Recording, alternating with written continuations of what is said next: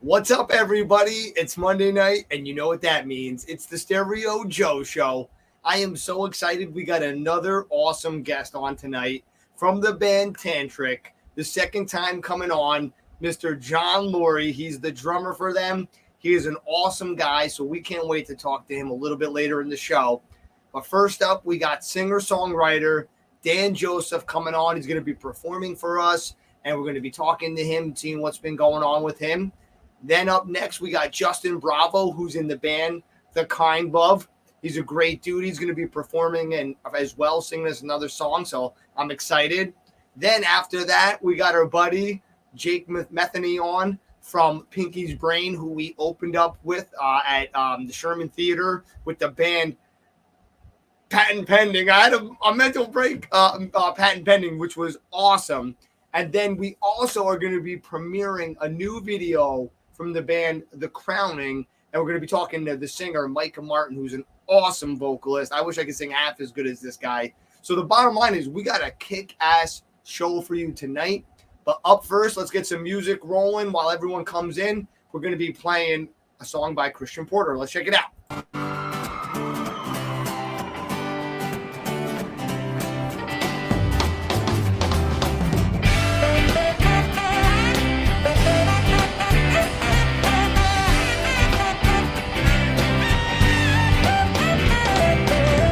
Baby, I like it when you smile. Dance across the floor, even for a little while. The way you, ooh, so smooth. Honey, there's no one like you out there. The way you stroke your long thick hair, the way you do what you do. So I sing ba-da-ba-ba-dee-dee-dee-doo. That's what I sing to you every day, every night. You know I will hold you tight, 'cause you know everything about me. I know everything about you. Ba-da-ba-ba-dee-dee-dee-doo. That's what I sing to you.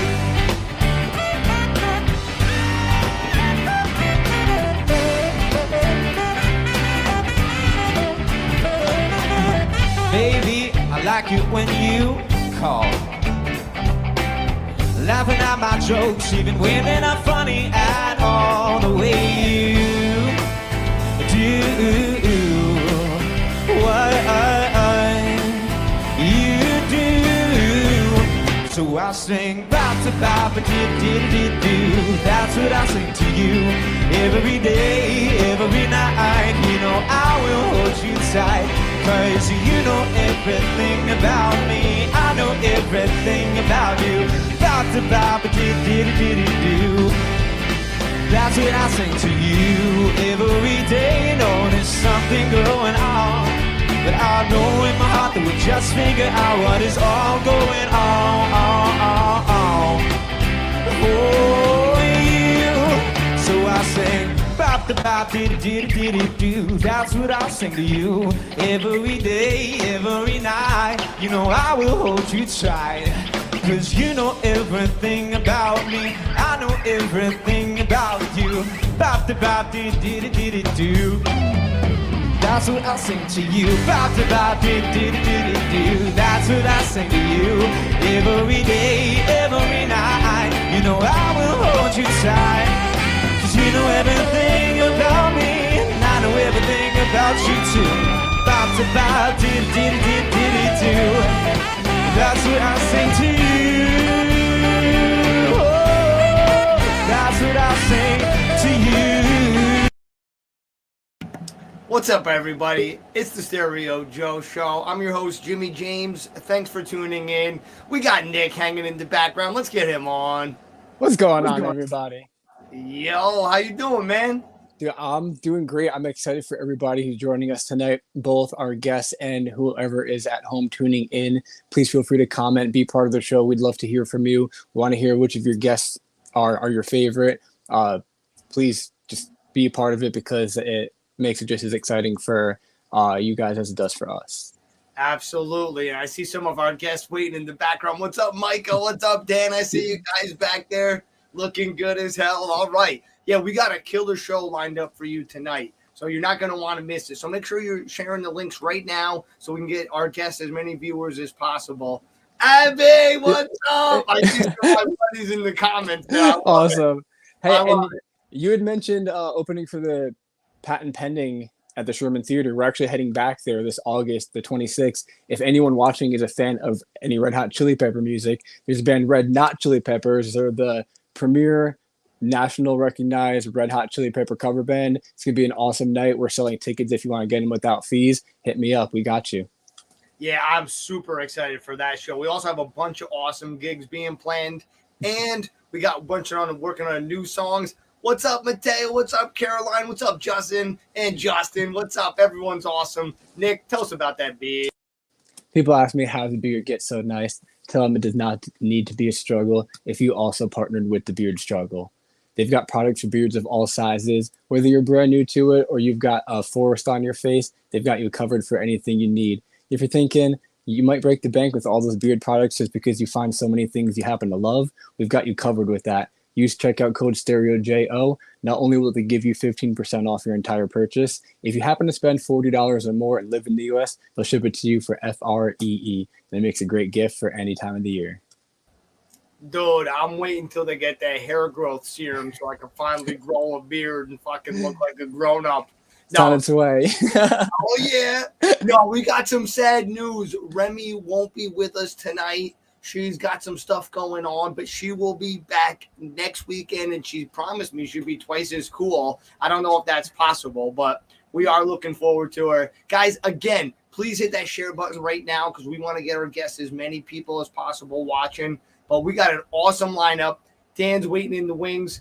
Nick, you got anything that you're like looking forward to tonight? I hear there's a new video that we're premiering from The Crowning. I actually did get a sneak peek on it as a lyric video, so I'm excited to share that with everybody.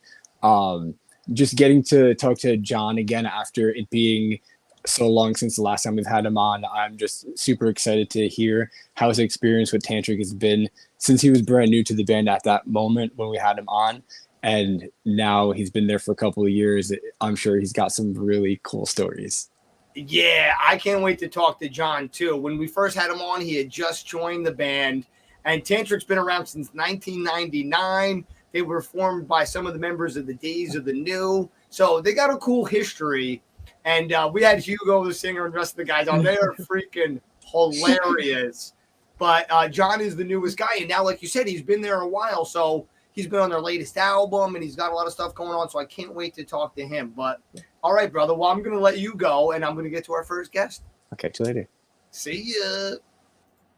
Guys, it's the Stereo Joe Show. That means invite your friends to watch. We love you. All right, guys. We're going down now. We got singer-songwriter coming on. He's got his guitar in hand. He's going to be performing in just a few minutes. Let's talk with him real quick. Please welcome to the show, Dan Joseph. Hello. Yo, what's up, bro? What's going on? Just nothing much. Dude, I'm excited to have you on the show, man. We were talking before just a minute ago, and I love what you got on the wall, but we'll go there in a minute. What have you been up to the last couple of years? Last couple of years, so I'm in the Coast Guard. That's been most of my time. The last year, I've been deployed to like South America, chasing the drug cartel people there. So you're on the speedboat. You're like, yeah, and sending a helicopter out. Oh shit! Okay. Now, did you get to bring your guitar down with you? Yeah, I bring it with me. I don't get much time to play though. I'm pretty much just working 24/7. Now, has that experience come out in a song at all? Like any inspirational stuff from that? Yeah, I've got a song called 2 Oceans Away that I wrote mostly underway. And then, well, like I kind of started it. I don't have time to really finish any ideas. I come back from deployments with like a bunch of half songs, and then I finished it. But it's just about being out there and being away from my wife and things like that. And I like the song. I think it's a fun song. Yeah, honestly, the name of it alone has me intrigued. I'm like, that's such a and knowing what you do, it's like, ooh, okay, that's probably has some deep meaning to it. So that's Yeah, that one's on Spotify on my the Dan Joseph official Spotify thing. So yeah, I'll throw up the links and we'll shout them out again later too, for sure. So you're on Spotify. That's always exciting. Yeah. And and now we were talking a little bit about your inspirations before. I see you got a couple on the wall there, but who are some of your top people that have inspired you? Well, my number one inspiration for writing songs, it was my uncle. He just passed, but he had a bunch of crazy guitars, and he would just sit in his house and like teach himself 100%, like just hitting notes. And he had these crazy songs that only him and his wife and his cat would hear, and that was totally all right with him. And so that's my number one inspiration. Professional music wise, sorry, some of these guys got Chris Stapleton down there, Jimmy Buffett, Billy Joel. I mean, those are more classics to the aesthetic of the wall. But then I don't know if you listen to Zach Bryan at all. He came up. He kind of showed that it was possible to like have a successful music career and be active duty military. So can't say that wasn't inspiring to me. And yeah. Yeah, well, I'm glad you still get time to make music, because I know it's a very demanding and very busy career. Do you see yourself like retiring from there, or do you think you're gonna come out of it a little bit, or what? No, I hope some of these songs take off and I can get out and do this. This is what I want to do. This is a little bit more fun and a little less dangerous. Yeah, and you get a little more equity. yeah, hopefully, yeah, exactly. Yeah, well, I love it, man. So okay, so we're gonna be playing a song tonight. What's it gonna be about, and want to tell us a little story about it? Yeah, so this song's called sorry. This song's called Younger. I think it's about basically my uncle that I was telling you about, and just going through the grieving process on that. Not a very happy song, but it's cool. But it also just, I don't know. I sat down and wrote it after coming back from deployment with just you get back and you just get this brick of mail from the post office, and that's a lot to handle. And so instead of looking through it, I wrote a song, and I like it. Yeah, it's just kind of about being in that moment, and okay, yeah, reflecting. Oh, I'm excited to hear it. Yeah, I've got a YouTube video out right now of me playing it, but I worked really hard with my friend on producing it, and so we've got a full band sound and a highly, I don't know, it's exactly what I want it to sound like, and it's coming out July 1st. Awesome. Oh, that's coming up real soon. Okay, yeah. Cool. Like less than 2 weeks. Yeah. Perfect. All right. Well, I'm glad. Well, let's get my ugly face off. Let's hear some music, baby. All right. Oh, yeah. And you know it. Thank you. Yeah, you're the man. Yeah. Let me update this. Take off the echo. There we go. All right. Let me clear my throat first. Have a little cold. It's all right. All right.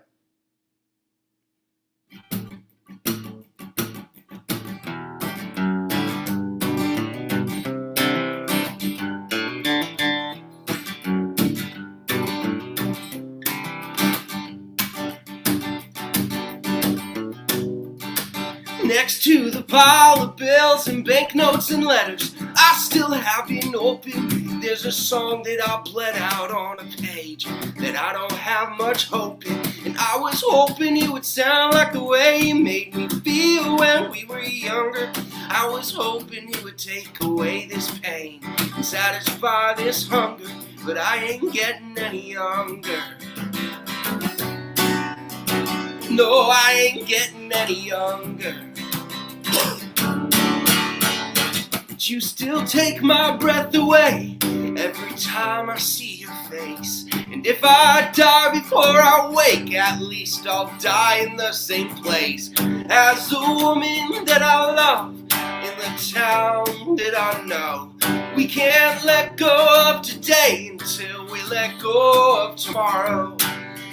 Oh, oh, oh, oh. Oh, oh, oh, oh.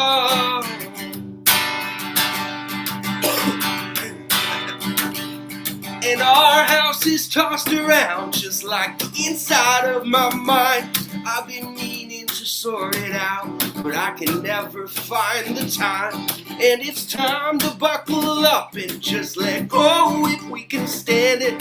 We're still standing after all this time. Everybody's getting drunker, but they ain't getting any younger. No, they ain't getting any younger.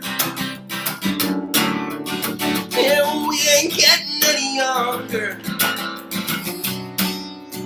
God knows we ain't getting any younger. But you still take my breath away every time I see your face. And if I die before I wake, at least I'll die in the same place as the woman that I love in the town that I know. We can't let go of today until we let go of tomorrow.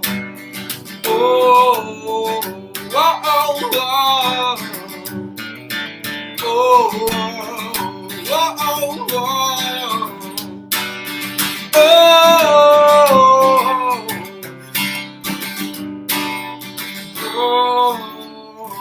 oh, oh.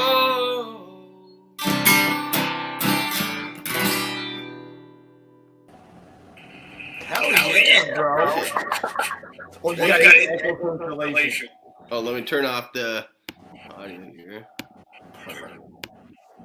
Yo, bro, I was really enjoying that. And, dude, the meaning behind it, you were getting to that chorus, you were putting the power into it, and then all of a sudden you just dropped the bottom of the song out. It got real slow. You were like, oh, bro, that was nicely done. Like, right as you were feeling it so emotionally, you were like, whoom. And it was like, oh, dude, that was nice writing, bro. And the meaning, I could feel it, bro. I was enjoying that. Thank you. Really nicely done, dude. And I love. Well, let's bring Nick in too. Yeah, Dan, that was amazing. Great job. All right. Jimmy definitely nailed it with your songwriting, and your voice just really complemented those chords really well. I thought the whole performance was just spot on.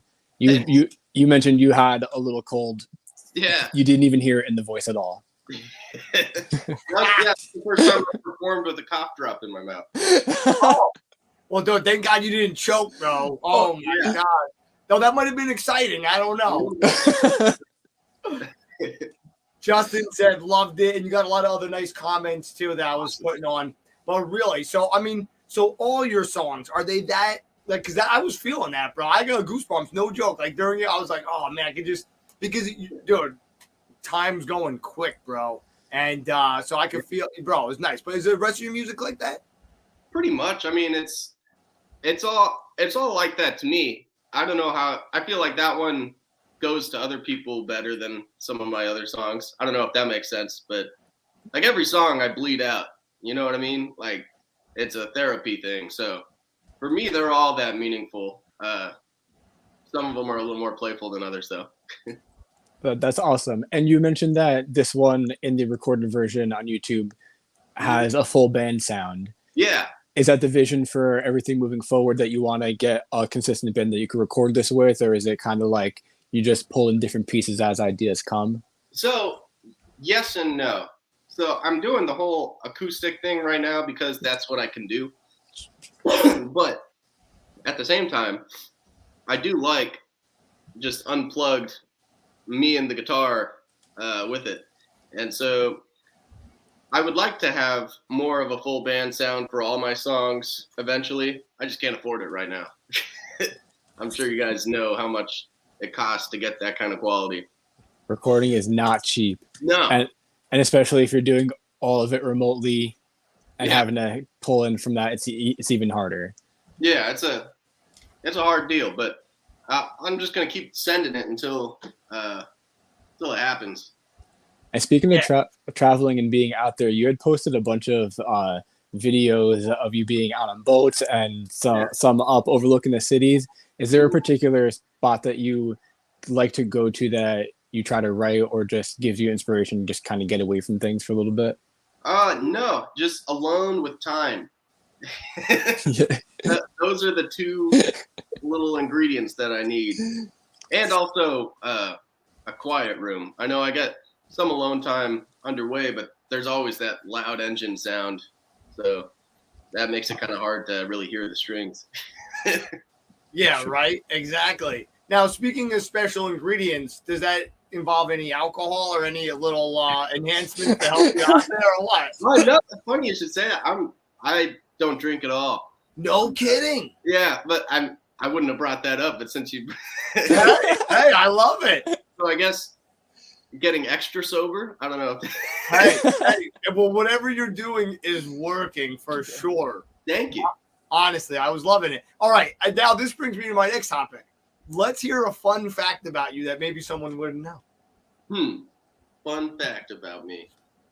I told you these would be easy questions. Now I got you with the curveball. You got me with a stinger. I guess, did I say I'm from Las Vegas, Nevada? I feel like that's a fun fact. Yeah, That is. Originally from Las Vegas, Nevada. That's fun enough. Awesome. Oh, excellent. Yeah. And the fact is I play guitar. That one's obvious. Is there a spot out there that people should go and visit? Yeah, I'd say Lake Mead and Valley of Fire, because everybody goes for the Strip, but that's that's just like a crazy casino downtown area, which is cool on its own. But there's a lot of nature out there that's unlike anywhere else in the world. Oh, that's good to know. Yeah. I love it. And on your Instagram, you had started a bunch of promo that's like a little cartoon based. Yeah. Where'd you come up with the inspiration for that? And is there more promo coming up? Yeah, I do the promos at work when I have time. It's but so it all goes along with my brand I've chosen. I like the handwriting. I know when I've been away from my wife and I write like a handwritten letter, it means a lot more. And so when I was stumbling upon the style, like for my first album, I made like a handwritten thing that I just turned completely white and black for the album cover on like SoundCloud when I was sending it on Submit Hub and things. And then I really like the style and it's really easy to do. And so now when I do those animated things, it fits with the brand and everything, and I can do it in a few minutes. And so I just write it down with a pen and then take a picture and overexpose things. So it's just like scanned. And that's really cool. Yeah. That's really cool. Well, sorry to say it, but we're getting to that end of the interview. So I want to make sure everybody goes to follow you. Where should everyone go to check? I'm going to put your links up, but is there one thing in particular you want them to check out? Or yeah, the Spotify. So just Dan Joseph. And then, I don't know, it's on one of those links, the one that says Spotify. And then the one I post to the most is Instagram. So that's how you can keep up with my feed. Excellent. Well, listen, when you go to listen to him on Spotify, follow him and give him a little heart on one of his songs. So it helps him out with the algorithm and they start showing it to some other people. But bro, I honestly love that song, and thank you so much for coming on the show. I told you this goes way too quick. But we're gonna get you back. We'll get you back again. Awesome. Thank you so much for inviting me out of the blue. This is awesome. Of course. Absolutely. It was our pleasure, and thank you so much. And we'll talk to you soon. All right. Take care. Guys, that was Dan Joseph. You better go follow him. All right, guys. Actually, Nick's taking over this next interview. Go, boy. That's right. This next artist, his name is Justin Bravo, and he is from a band called Justin and the Kind. Everybody, welcome Justin to the show. Hey, how's it going? Doing well. How are you today, Justin? I'm doing well. It's good to have you on here. Thank you for joining us. Since you are brand new to the show for the first time, can you tell everyone a little bit about yourself, maybe where you're from and what you do musically? I see there's an acoustic guitar, but maybe do you do something in addition to that? Oh yeah. Okay, so I actually just moved up to the area, up to Northeast Pennsylvania. I'm born and raised Texan, as you might be able to tell by my thick accent, probably. So yeah, born and raised in the Houston area. Went to Willis High School just north of Houston. Moved up to moved up to the Austin area, just outside Austin, outside of Fort Hood, and met my wife up there. Was playing music around there, kicking it around, played a little bit when I was a kid, and then I kind of picked it back up and just started hitting up open mics, and then some guys just inspired me to keep going and form a band and write, and I just didn't really look back from there. So now I'm here.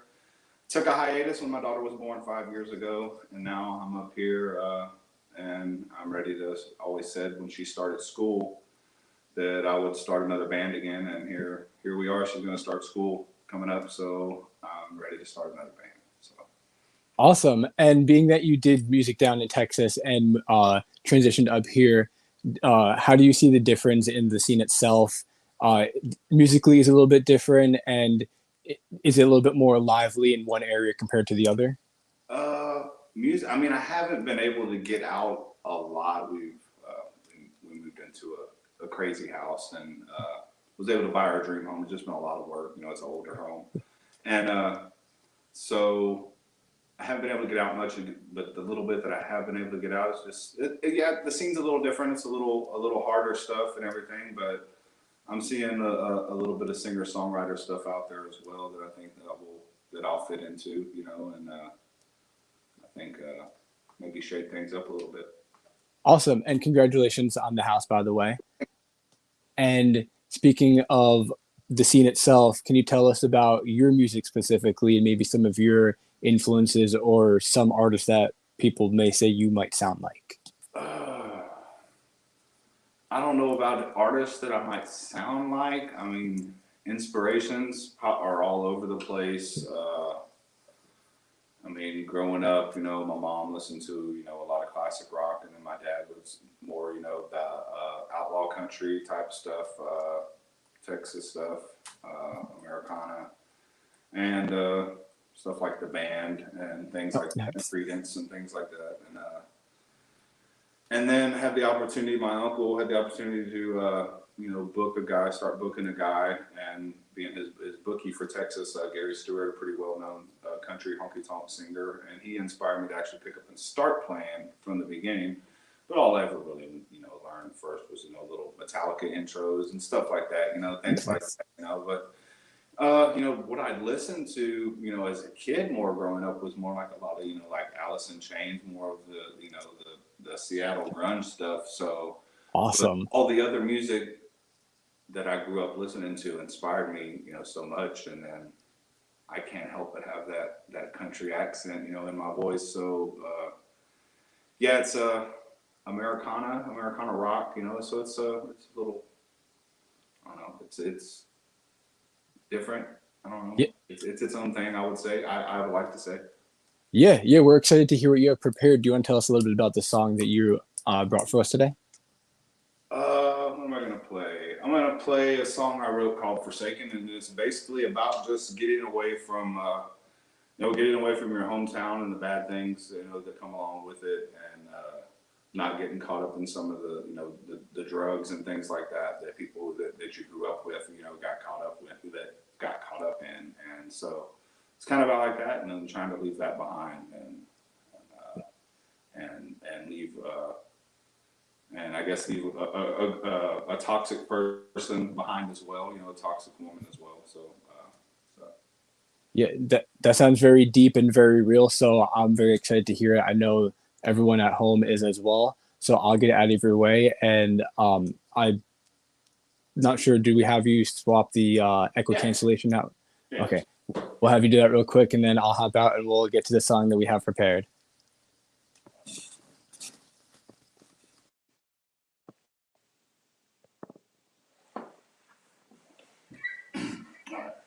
Yeah, this is a song I wrote called Forsaken. I probably wrote this song, maybe 12 years ago. So.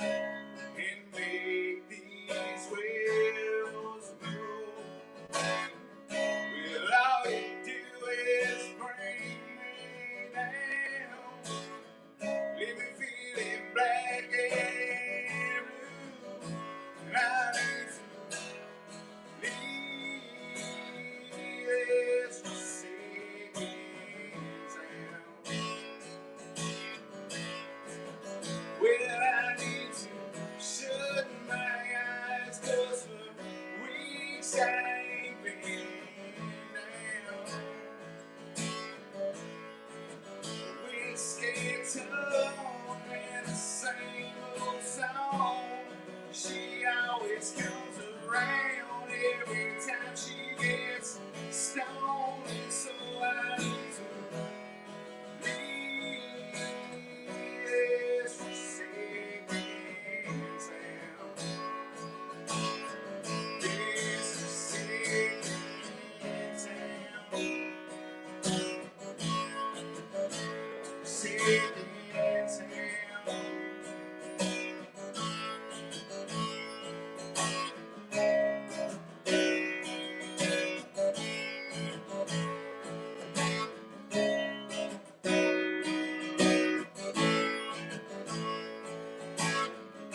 Somewhere out off of 105, where a man he stands there with a gun. Another man's deal gone wrong, and so it spilled someone else's blood. For where I'm from, it's all hands and one-night stands, and where your best friend turned into a fool. In East Montgomery County, getting down is one thing you don't ever want to know. Oh, I need to leave this forsaken town. Well, I need to shut my eyes, 'cause for weeks I ain't been down. I ain't been down. Cocaine tongue and the same old song. She always comes around every time she gets stoned, and so I need to leave this forsaken town. This forsaken town. Forsaken town. Forsaken town.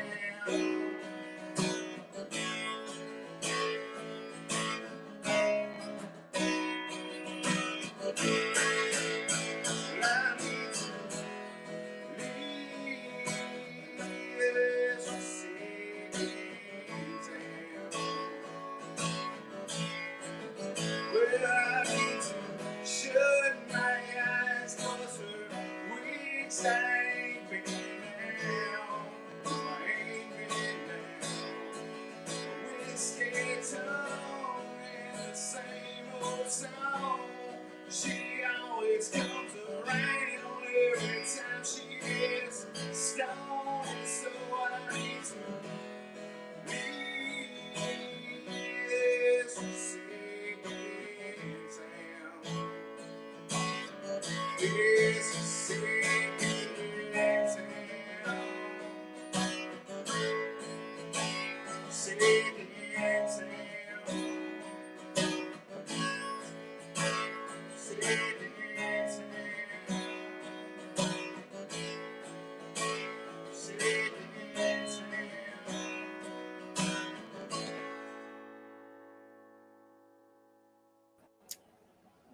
Oh, hell yeah, bro.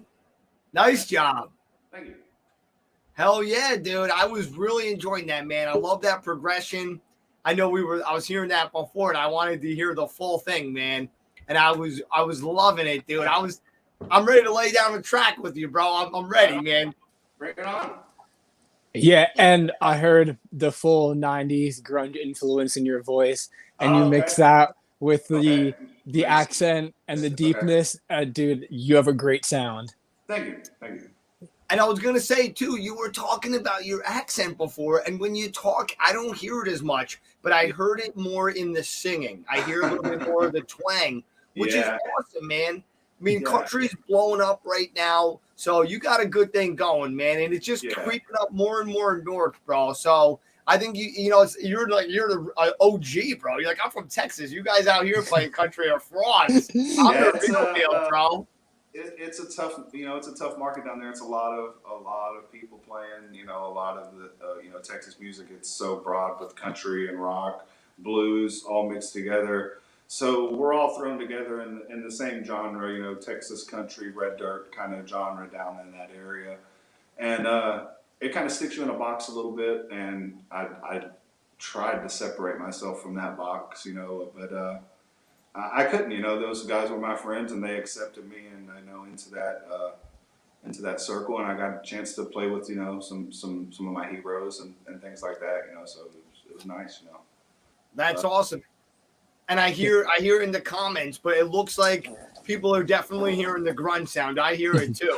Now, you said you loved the 90s. It was the one in particular, like Temple of the Dog, Soundgarden, Pearl Jam. Was there one? Top vocalist I've ever seen, it's Chris Cornell. I've seen live, that's the top. Between him and Malford Milligan from a band called Storyville, which was, I don't know if you know Storyville, there was Stevie Ray Vaughan's, Double Trouble. They played with them, him, Malford Milligan, after, Stevie Ray passed.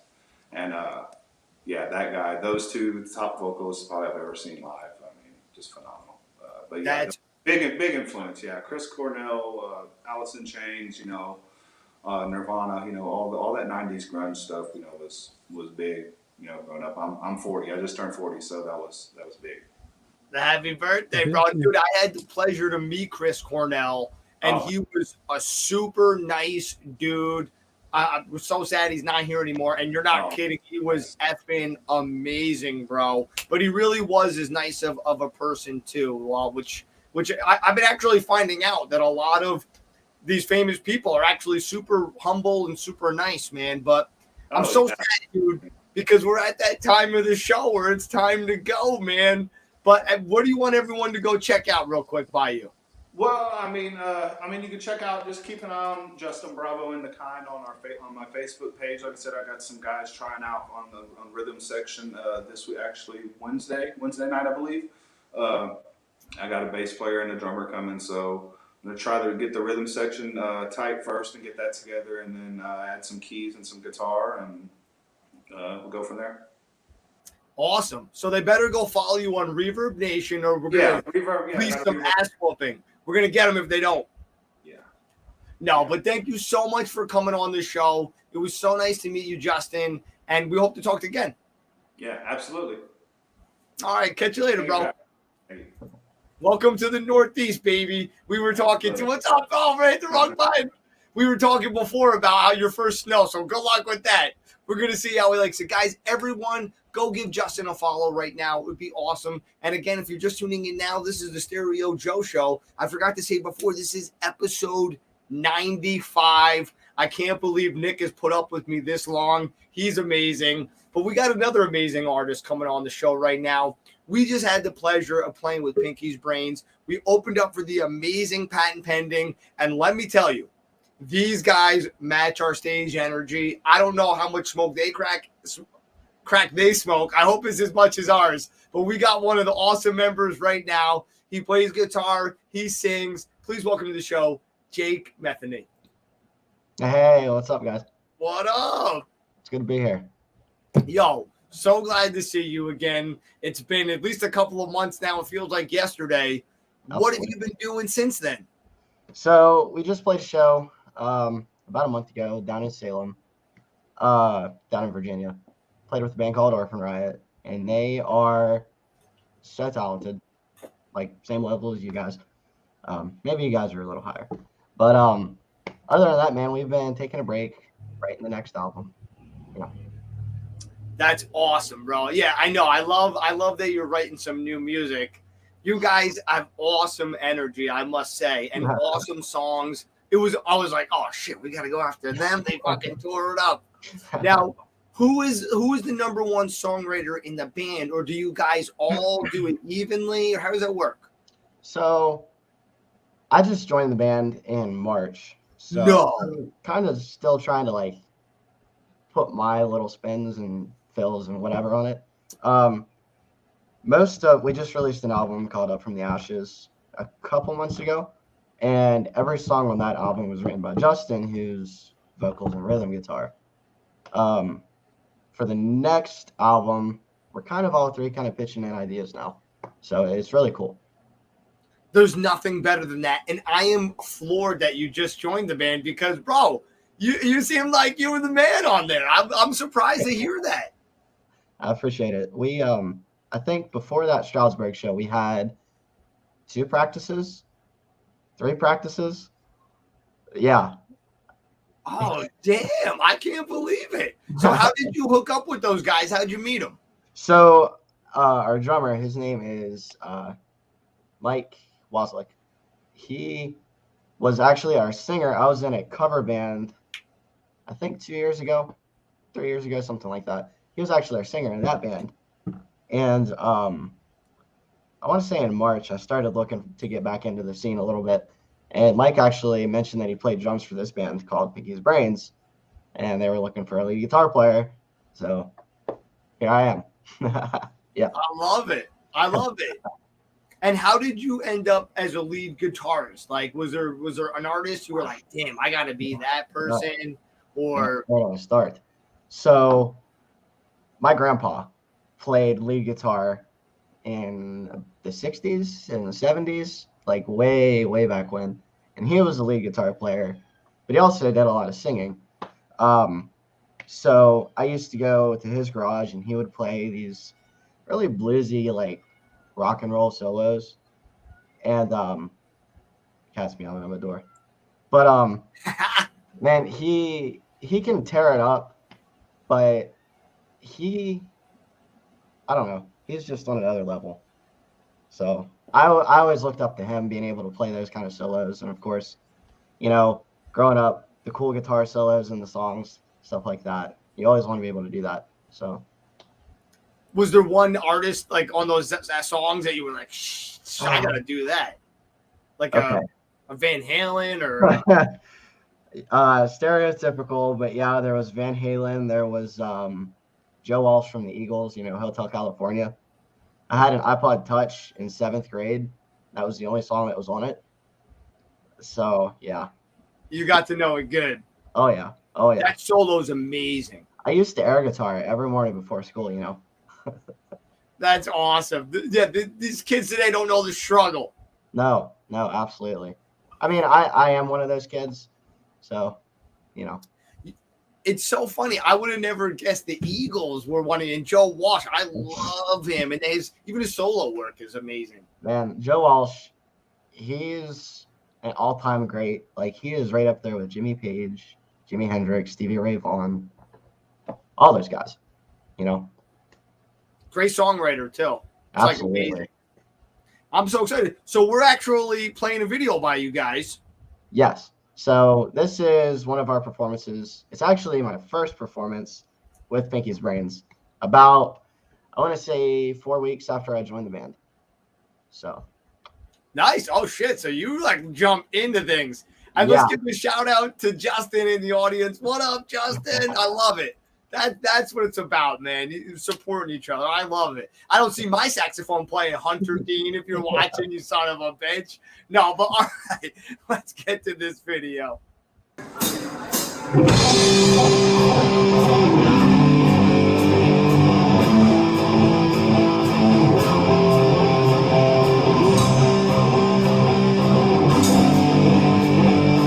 is what it feels like. When the world comes crashing down all around you. Falling heaven on the night, there's just one of the moments. This is what you wanted me to do. Broken and alone,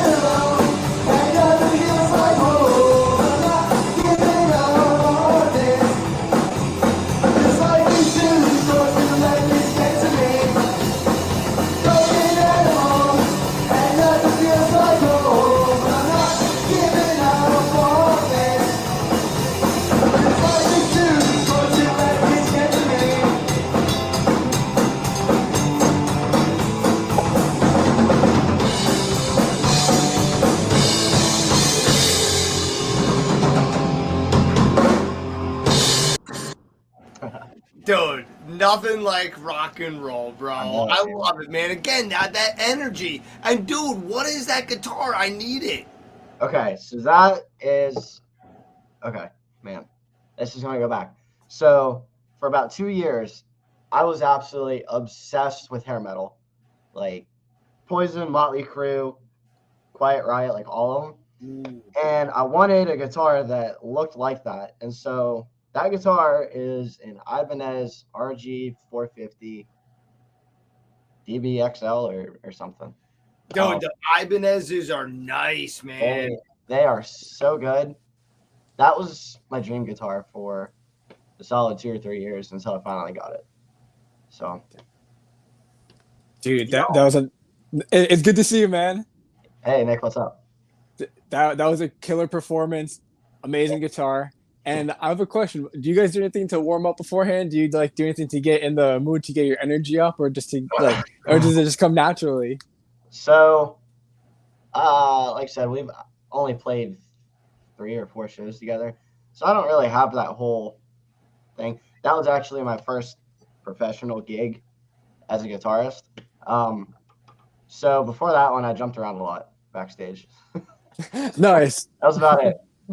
Okay, that's fun. The shaking hands thing, you know. And I looked a little bit on your Facebook, and I saw that you posted a video of you playing a little Voodoo Child by Jimmy. So I was wondering, was there ever an artist that you like listened to the song and you're like, oh, I can hit that, and then you like looked it up and it's just like some insane shit? Yeah. So, oh man, I want to say, as weird as it is, "Life in the Fast Lane" by the Eagles. That is like the riff is so simple, but then you go into the rest of the song, and it's so much harder than you would even initially think. That or "Comfortably Numb" by Pink Floyd. Oh yeah, that one. Like that's solo. That's top tier. And it's so legendary that if you play it wrong, you're like, that's not it. Yeah, absolutely. I've been there. Dude, I do it with another brick in the wall. I can't even get. I'm like, fuck. I'm like, yo, this is what you're getting, people. Yo, Gilmore's amazing, man. He's one of my influences. Oh, I love it. Absolutely. Brad's in the comments saying Guitar Hero. And I'll tell you what, I love Guitar Hero for the fact that it just brought rock back to so many people that didn't know rock before, especially the 80s bands and stuff like that. Did you play Guitar Hero? No. So we had Rock Band. I was past the Guitar Hero age. We had Rock Band in like 2008 or 9 or whatever. I played the drums. I'm not old. Nice. I played Guitar Hero. Man, I hit it late. But it was cool. I'm also left-handed, so all of the controllers are right-handed, so I couldn't even do it. Dude, funny story. I couldn't play Guitar Hero to save my life. I was so bad at it. I was like, this sucks. I'd rather just play my real guitar. It's funny. Awesome. Most real guitar players, when they first went to Guitar Hero, had trouble playing. It was weird because I knew a few people that couldn't play either when they first started. And I played that before I started actually playing guitar. So I was like, okay. But then, did you ever play Rocksmith? No. Actually. It's like Guitar Hero, but you use a real guitar. So I think Rocksmith came out in about 2014, which was about a year after I started playing. I didn't start playing guitar until the end of 2013. So I was a late bloomer. Yeah, I was 15 years old when I picked it up, and by then Rocksmith had already kind of came and went. So that's awesome. Well, you guys said you're working on a bunch of new songs right now. Do we have any idea when they might be out? Oh man, asking the burning questions. You're like, he said these are going to be easy. We're hoping. We don't want to rush them. We want to take our time with them. We want to have a really clean and polished sound coming out. So, you know. I love it. Can you pick the cat up? Let's say hi. We love cats. Oh, where'd she go? I don't know where she went. She's hiding now. Stage fright. Stage Yeah. fright, yeah. It gets us all. Well, dude, I love it, man. All right, I'm going way off topic here, and I need to hear about your favorite food. Favorite food? Pizza. Pizza. Do you have a topping? Oh, man. Okay. I'm weird, and I know it. Pepperoni, but I'm not going to tell you try it. Dip it in buffalo sauce. I'm interested. Okay. Just try it. Just one time, you have to try it. I'm super interested. Me too. You just And have we to. have an awesome comment question, and I'm going to put it up. Jake, who is the most famous musician you have met? Oh, geez. So I haven't actually met too many, other than the guys from Patent Pending up in Stroudsburg. They're characters, aren't they? They are wild. They're wild guys to talk to, especially Joe. You know. But He they're came up not a and- nicer group of guys. You know what I mean? They take the time for everybody. They do. It's amazing. Yeah, and they're the epitome of rock stars. We were talking backstage, like, I thought you did an awesome set. I thought we did a great set. Then they went on, and I was like, oh. Mind blown. The Yeah, bar is up seriously. here now. Our sax player had never seen them. And then he was like floored. He was like amazed. He was like, "Whoa, wow!" Like he like was Absolutely. taking notes. So, all right, I talked to Nick. He said he's down. So we gotta talk to Justin and the rest of your crew. But let's try for October at the Sherman again. That would be amazing. Awesome. We're going to get Justin in on it. Yeah, exactly. We gotta see, what works and what not. But Yeah. all right, this stinks. We're at that time of the night where I gotta let you go. But where are we going to check you out, and what's everything going on with you? Alrighty, so you can find us on Instagram at Pinky's Brains WV, I think. On Twitter, it's Pinky's Brains PA. We're on all platforms as Pinky's Brains, and all of our socials are in their bios. So Awesome. Okay. Sweet. And they better go follow you on Instagram. Otherwise, we're gonna nick the Vikings and come and pillage your village. yes. I'll add more brains to the collection. I love it. Well, Jake, thank you so much for coming on, and I can't wait to hang out and do a show together again. Thanks for having me. See you soon. Guys, if you're just tuning in, go and follow Pinky's Brain. They're an awesome band. We know them personally, a bunch of great guys. Honored to share the stage with them. And Nikki Baby, you got another music video. We got Uncle Stump. That's right, we do. We've got an awesome live video from a band, I believe they're from PA, and it's got a little bit of a funky sound to them, and I think you're going to like it. And you better stay tuned, because waiting in the wings, we got the one and only Micah Martin, who apparently is a Guitar Hero master. I'm going to want to talk about this when we get him on. But in the meantime, enjoy some Uncle Stump, and we'll be right back. The chicks usually like when we do this next one. So we're going to do this next one.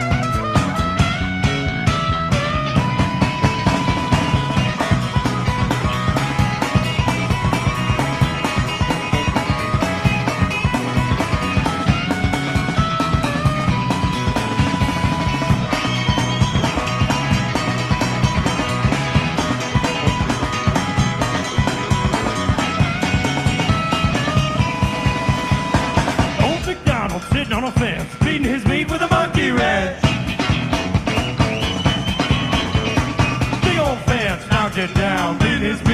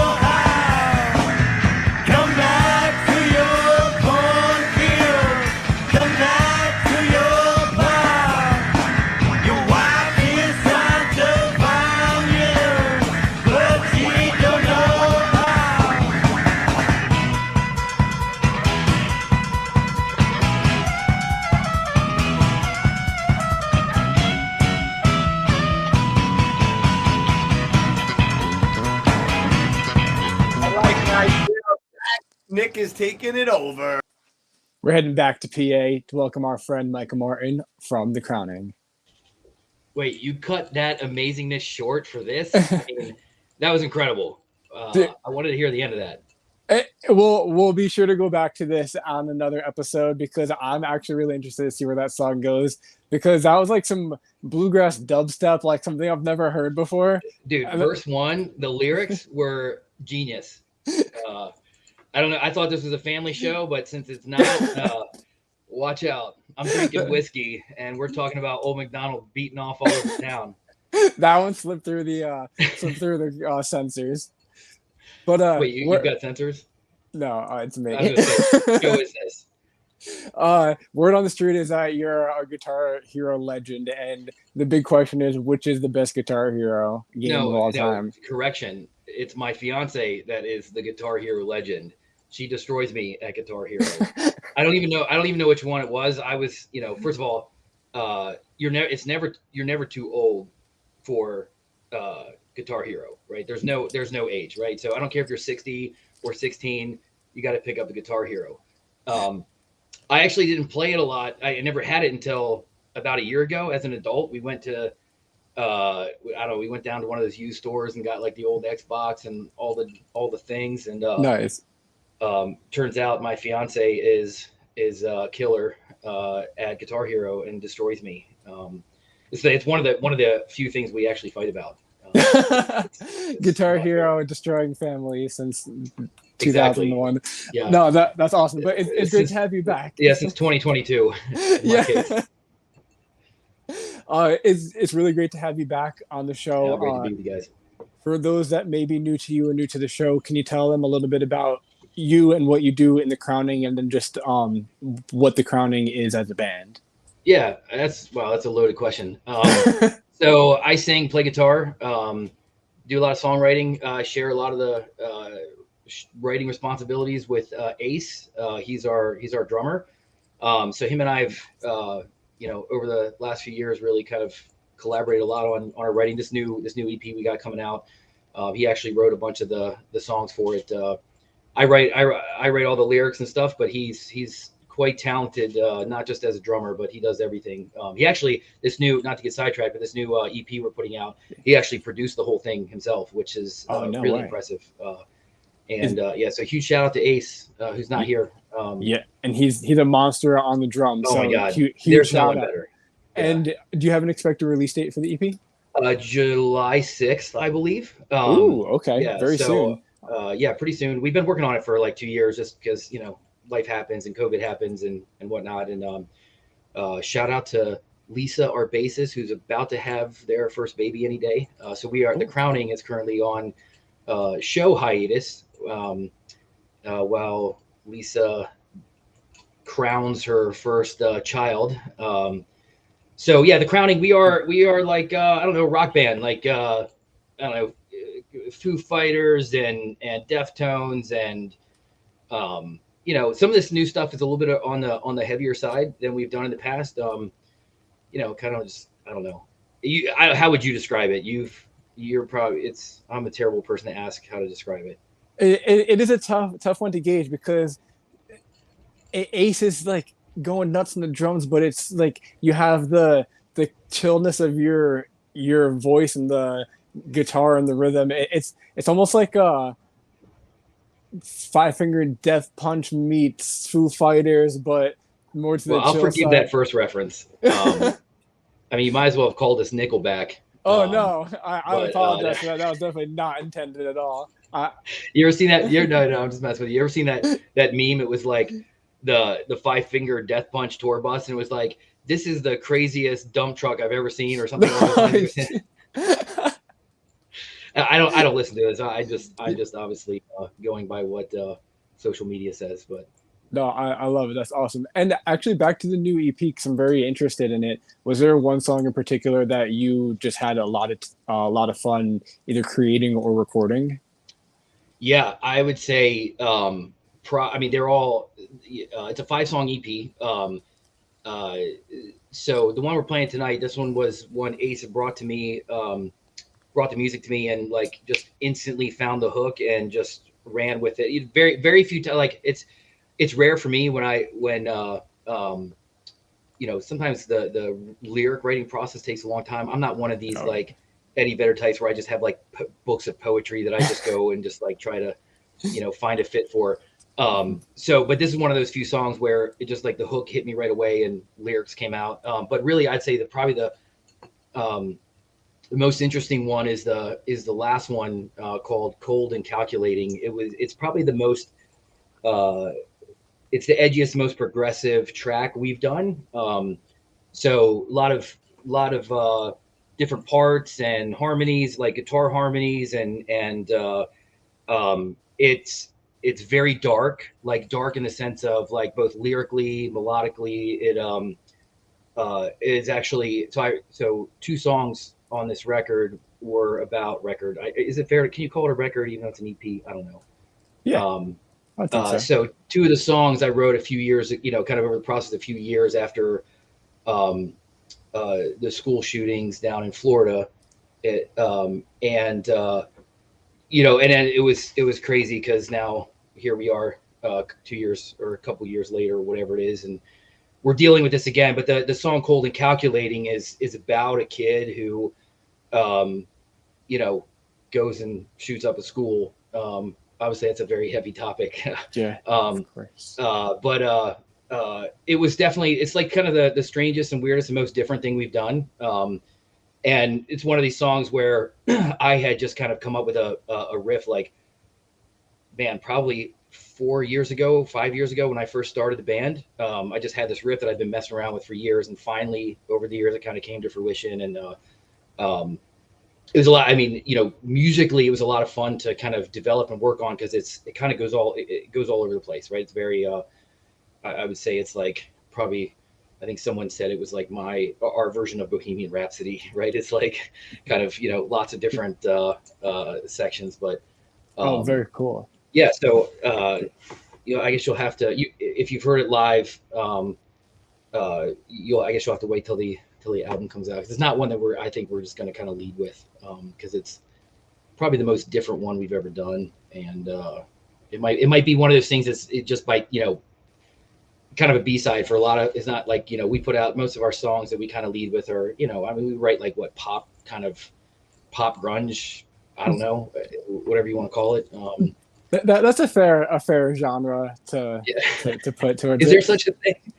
You're making it, and I agree with it. And since we are about to go to your video, do you want to tell us a little bit about that song before we jump into it? Yeah. So this one, so as I was saying before, it's called "Closer." Ace had brought the music. He just kind of like sent me a demo of it, and right away I was like, "This is amazing." Just kind of grabbed me right away, and just kind of at the time, a lot of things was going through. Was the song is about just dealing with anxiety, dealing with the, kind of the struggles of, your past, and not being able to forgive yourself, and kind of always, feeling like how you present yourself on the outside doesn't always marry up to how you feel on the inside, right? And that's the kind of theme of the song.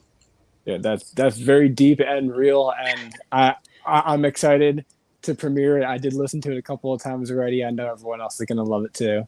Awesome. Appreciate it. So let's go to the video.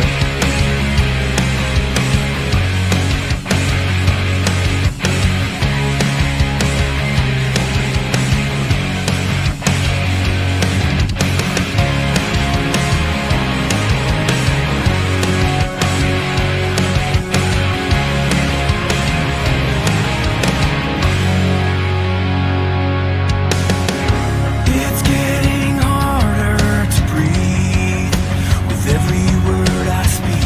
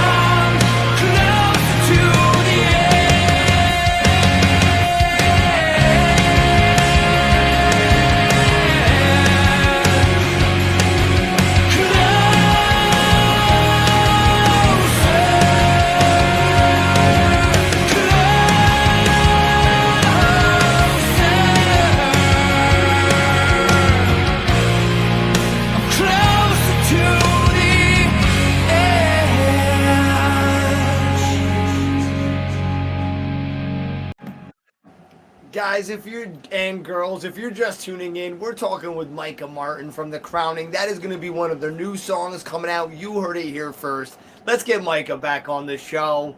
What's going on? What's up, Jimmy? What's happening, How you man? been? I've been great, man. How are you? I wish we would have got to do 5 Acre Fest this year with you guys. But my man, trust me, that was one of the highlights of my life, bro. That was so much fun. You guys killed it. Thank you. Even with all that rain, you guys did a great job too. And by the way, you forgot to add on when you were saying pop grunge. You forgot to add on with amazing vocals, and I think the people just heard it there, that. Bro. No, listen, and listen, Lisa. I don't know if you hear it there in the playback, but Lisa and Ace also kill it on the backing vocals. They're absolutely incredible. And actually, there's a few songs on here where both of them, to me, there's parts of the songs that just totally make the song, right? There's parts where they come in that just totally makes a song for me. I was going to ask you who was doing those harmonies. Was it just you? Because I could hear there was. No, it's mostly them. Yeah, it's all Lisa and Ace doing the harmonies on these tracks. And I'll tell you, it was really awesome to be able to stuff we'd done before Lisa had joined the band. It's all male vocals. I'll tell you, adding the female vocal into the mix really adds another layer and dynamic that it allows me to kind of like experience the music in a different way. Like a lot of times if you're writing this stuff kind of by yourself, and then, it's cool when you start hearing the other instruments, but when you start to hear the other voices, like to me, that really, really changes it and makes it complete. As a hardcore Beatles fan, I learned at a young age, those voices just really give it a sound, and you yourself have an amazing voice. Now that you're bringing in their harmonies, it's just amazing. And Ace, shout out to Ace. You produced that? That sounds so high quality, bro. I'll tell you. Yeah. So it was interesting because we did it, before we'd done before is we'd gone in and done, full band recorded. We recorded with and produced with Dan Mausch up at Soundmind. Who's absolutely amazing. And Dan mixed this record for us. But we, what Ace wanted to try a different route. And so he actually, every song on here, he played every instrument. I think Lisa wound up playing bass on one of them, but he wound up recording every single instrument, all the strings, all the everything, 1000% was all Ace. Wow. So that guy's an absolute beast on many levels. I'm very fortunate to get to be a part of his band. He's Ace is incredible. Yeah, it's funny because I was gonna ask you if he was doing anything else on there, and surely hey, what are we drinking? That looks this is I want to say maybe Buffalo Trace. My fiance came down and was like, "Here, sounds like you might want some whiskey." I'm like, how did you guess? That's how you knew she was the one. Yeah, so I knew it. That's right. Yeah. Actually, we normally, so every year we do, and thanks for all the comments from everybody watching. I really appreciate it. It's really, really kind. We normally every year, as you guys know, we do 5 Acre Fest, which is a big free festival we put on at the house. And literally every year, it's always Memorial Weekend, and every year we get rained out. Like literally every year, but people still show up. If we're bucketing water off the roof, I mean, it's what it is. You know how nuts it is. It's always, I don't know why. The weekend before, it's like 90 degrees and perfect, and then Memorial Weekend rolls around and it's fucking rain and like 40 degrees, right? But people come, they show up, they support it. We a bunch of bands. You guys played with us last year, and And this year we postponed it till next year because we're getting married this year. So we're planning a big wedding and, too many things going on to also plan a big music festival. So, but next year, and I think we might move it to Labor Day because Memorial Day just apparently sucks every year. So smart move. Yeah. And congratulations, by the way. Oh, thank you. Thank you. Yeah, And congrats. And since you have a few of these festivals under your belt so far, do you have any advice for people who are either getting into their own or have tried a festival, a DIY style, and maybe just haven't had success with it? Yeah, don't do it. If you like your sanity, only do it if you absolutely are passionate and love it. Do not expect, I think some of the hard part about doing DIY is that it's free and therefore you rely heavily on volunteers. And whether it's equipment or help or bands, whatever it is, you're at the mercy of. You got to have a lot of people bought into the idea, right? And build a community of close people who want to see it succeed no matter what, and do it for the find the reasons that work for you. Don't think you're going to turn it into some big financial whatever. You're going to have to spend money. You're going to lose money. So just do it because you love it. And that's, and that's why we do it. We've been fortunate, last year, the Sherman Theater we lost our sound system at the last minute. Sherman Theater stepped up. Rich Berkowitz, absolutely amazing. That guy does so much for this community, by the way, here in Northeastern PA. He owns the Sherman Theater and a bunch of other stuff. And he lent all of the sound equipment to us, speakers and with no charge. So that was amazing. But yeah, get a tight knit group of people with a diverse set of skills that want to see it succeed. And you're gonna have to spend the money, but do it because you love it. Don't think you're getting And we ask for donations when people come, but that's it never even comes close to even touching what it costs. But that's not what we do it for. Absolutely. And I was going to say, you throw on a hell of a thing. Yeah. You open up your home to everybody. It was seriously so amazing in spite of the rain. It was a blast. It was really cool. So I can't wait till next year. Even if we're not playing, I'm still coming. I'm getting in on that bonfire, and we're going to have a great time. And I'm so sad, but it is that time, man. I hate how quick these interviews go. Let's throw your links up. Where is everyone going to go hear your music? And when are these new songs coming out? Yeah, so July 6th, our new EP called Dissonance is coming out. And you can find us on, it's thecrowningmusic.com. You can find all of our music there. And we're on all of the social media platforms at Crowning Music. And on all the streaming platforms, The Crowning. Don't just do Crowning, because if you do that, you're going to get some screamo stuff you might not be expecting. So it is the THE, The Crowning. So yeah, we're excited to release it. I would recommend if you're on Facebook, join The Crowning Royalty. That's our private group. So if you go on there and join, you'll get access to be able to get the album before everyone else, before it goes live and streamed. So join us there and go download a copy. We'll get you the. And I'll give you another reason to join. Rumors are there's nudie pics in there, but you're only going to know until you join. Wait, those are reasons to not join, especially because they're my nudies. Why you gotta give it away, James? Guys, if you're into that, go follow it. If you're not into it, go. James is, because he PMs me all the time asking for more. So don't. I know. Don't even try to do it. You don't even want to know how many times it defiled those other pictures. I need some new creative artwork. He likes to pay tribute. Well, listen, bro, the new song sounds amazing. I'm so excited to talk to you. It's been way too long. No, I appreciate you guys having us on. As always, love you guys and good chatting with you. We love you too, and it's great talking to you. We'll see you soon, bro. Later, guys. Later. Guys, if you're just tuning in now, that was Micah from the Crowning. Go follow them right now. They're seriously an awesome band. If you heard the song before, great vocals, great production. So you're not going to be disappointed if you go follow them. Nick, I'm coming back to you in just a few minutes because I got to talk to the man of the hour. All right, guys, I am so excited.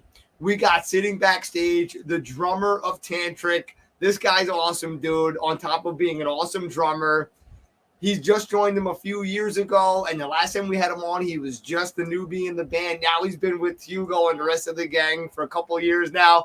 Let's see what it's done to him as a human being, because those guys are freaking wild. I love them. Guys, please welcome to the show an awesome drummer and an awesome person, John Loree.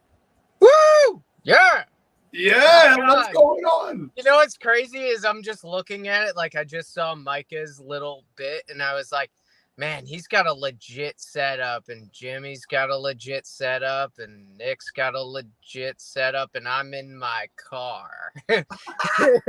So it doesn't, like, if you were expecting a cool setup from the drummer of Tantric, I'm sorry to let you down. Well, you know what I love about it? The lighting looks great. You look great, and we can hear thanks. you great, and that's all that matters. Right? That, you know what? That's what I keep trying to tell myself. So what has Tantric done to you? How have you been transformed since you joined the group? Man, that's a loaded question. I don't know, like, for one, being a musician, you know, when you're on that next level, you're kind of brought to this higher performance level, and you know, you always got to be on, you always got to, you know, do the job well. You can't slip up too much. And I feel like just as a musician, it challenged me to, like, every week that I would play a show, I would go, okay, that was good, but let me go back and keep practicing. Let me go back and, like, you know, work on this or work on that.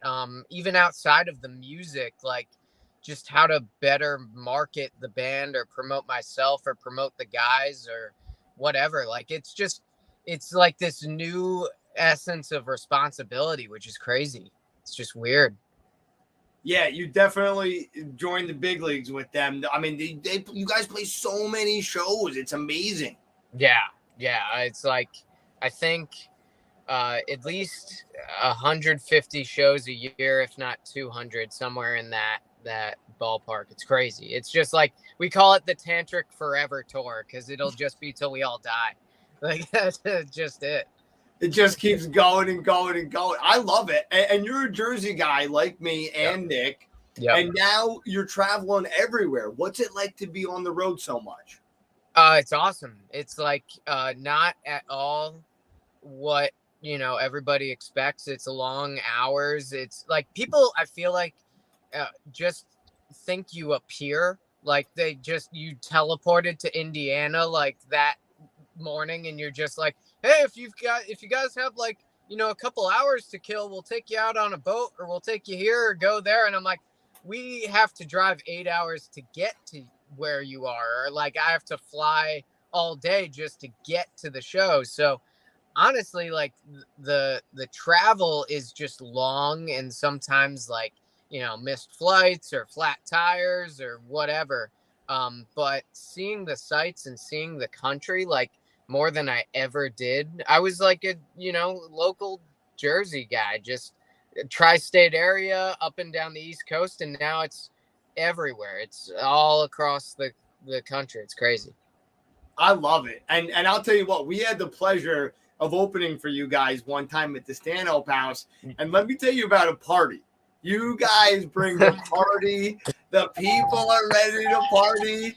I mean, is there ever some nights where you wake up the next morning and you're like, how the F am I going to play tonight? Or like, oh my God, how did we survive last night? I mean, what's that like? It's, and the thing is, like, people think we party in the sense of the rock and roll, like the, you know, sex, drugs, rock and roll lifestyle, but it's really not that at all. Like, we'll get off stage and we'll hang out with people and we'll, you know, talk and whatever. Every once in a while, everybody does a celebratory shot or whatever. And then we just go to bed. Like, we don't party. So it's like, we're already out, you know, well before the show even starts. Like, there are some days where we're like, oh, okay, I'm tired, but we'll get through it. We can do it, you know? And so I think it's more like the travel of everything. And, you know, we put on a show every time, even if there's 30 people in the crowd. So no matter what, you're getting the full force of the tantric concert. We never go up there and just go through the motions, regardless of like how everybody's feeling throughout the day, or if we're feeling like, sometimes people get sick or whatever and they're not feeling great, but no matter what, the band always comes out swinging. So it's like that more than anything is what's tiring. It's not even the party. It's just the tiring nature of how we play.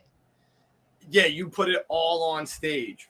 Yeah, 100%. And that's, I feel like, if there's any sort of pride that the band can have, it's always a real live rock show that we strive to keep getting better and keep, making people happy. That's it.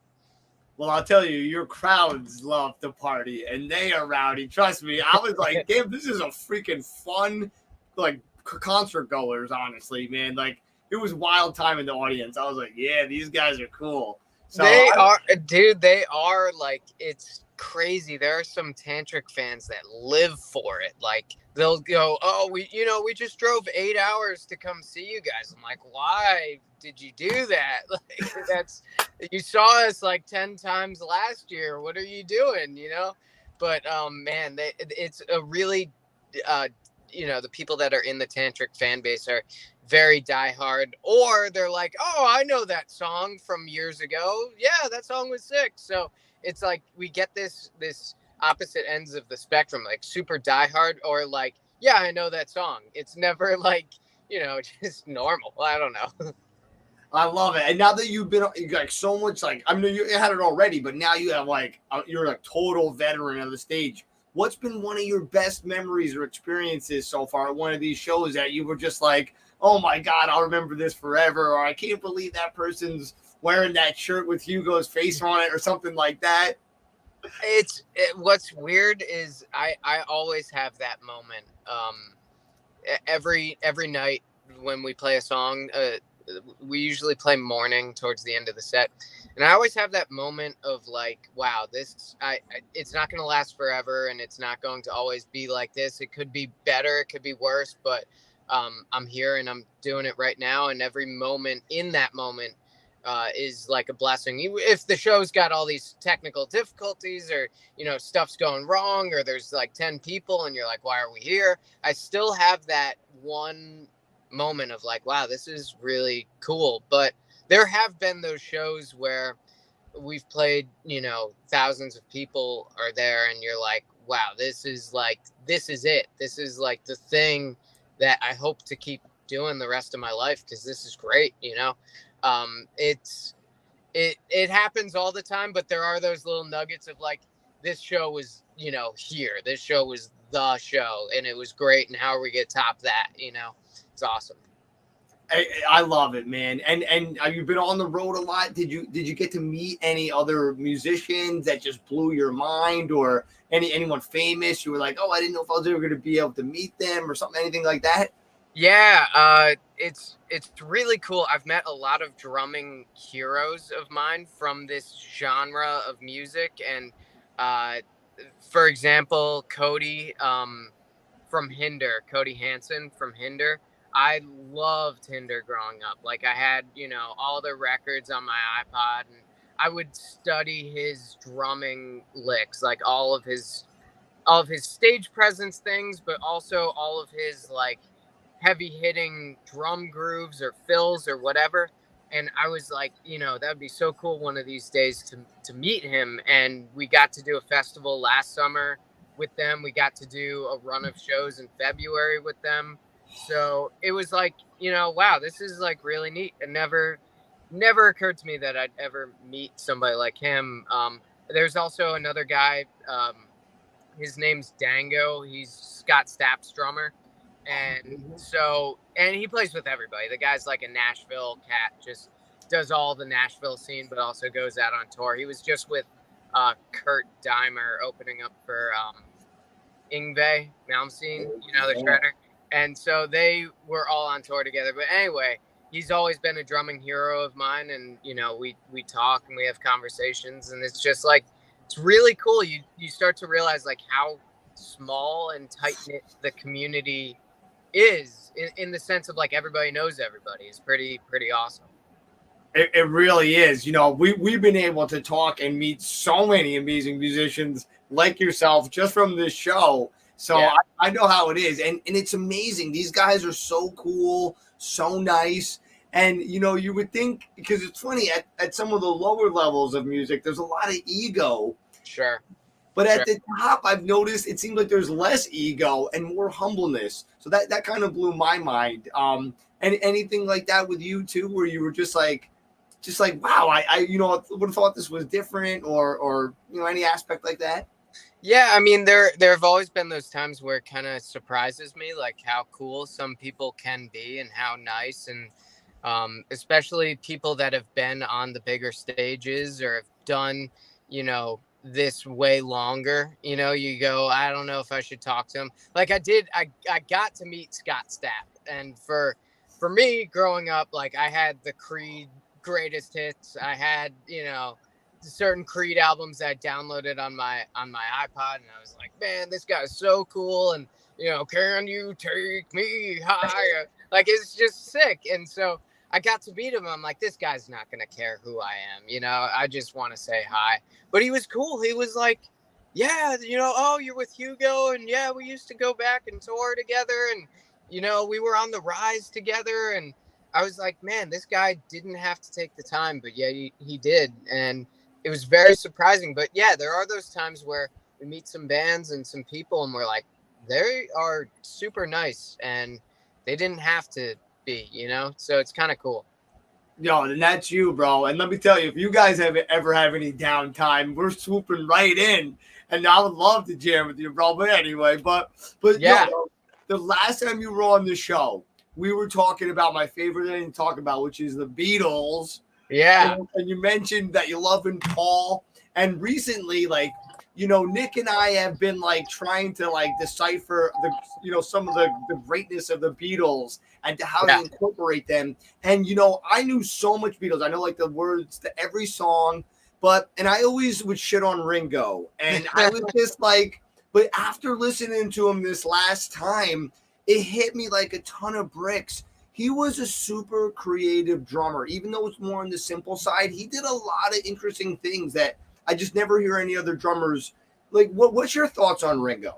I love Ringo. And, you know, people, it's weird nowadays because when I was growing up, I just always liked the Beatles because my dad liked the Beatles. So there was no question. There was no like, yeah, this band's like, you know, okay, or like, I hate the Beatles. It was always the Beatles are great, and they were always great. And that's when rock and roll was, you know, starting to form and whatever. So it's just weird that nowadays people trash on Ringo or trash on the Beatles completely. And I get some of the hate in the sense of like, you know, I want to hold your hand, you know, like those songs aren't the most creative, right? They're in the sense of like, it's not, I don't know, like, it sounds childish in a sense, but I love Ringo in all of those songs. The early stuff, the later Beatles, as much as I've heard that like Paul did a lot of drumming, I had heard that rumor going around that Paul was like a force behind some of the grooves or some of the playing, or like there's another conspiracy, like a drum conspiracy, that Bernard Purdy came in and played a couple of songs or something. I don't know about any of that. I don't know about any of that. But what I will say is if it is all Ringo, which I'm going to say it is, then the man was a genius. He had like he had the feel for what the Beatles needed. And I always bring up that the one groove in the song Something. Like he could have done anything, like a do ba do ba. He just keeps kick, snare, kick, snare, kick, snare, do. You know, like he didn't have to do that. He could have done anything, but he played for the song. And I've learned if I've learned anything in the past 2 years of being in Tantric, the thing I've learned is play for the song. Like don't. You can put your spin on it, but play the song. And because that's what people want to hear. They want to hear the song, and they want to hear the song done well. They don't want to hear you riff over like, you know, they don't want to hear breakdown, but with all the drum fills you can possibly throw in, you know? Well, and you're right too. Like Ringo's style really enabled the harmonies to come through without taking away from them. I And, agree. Yeah. and that was one of the best things about the Beatles was their harmonies. And you know, I had heard some of that about Paul too. I know he did, you know, Come Together drums. But and the Bernard Purdie, I forgot about that one. That's something for people to go check out. But speaking of cool drums, we have a video of you on drums, so I'm going to get to that real quick. Yeah. And then I'm going to bring Nick on with us. So let's shoot to that real quick, and we'll be right back.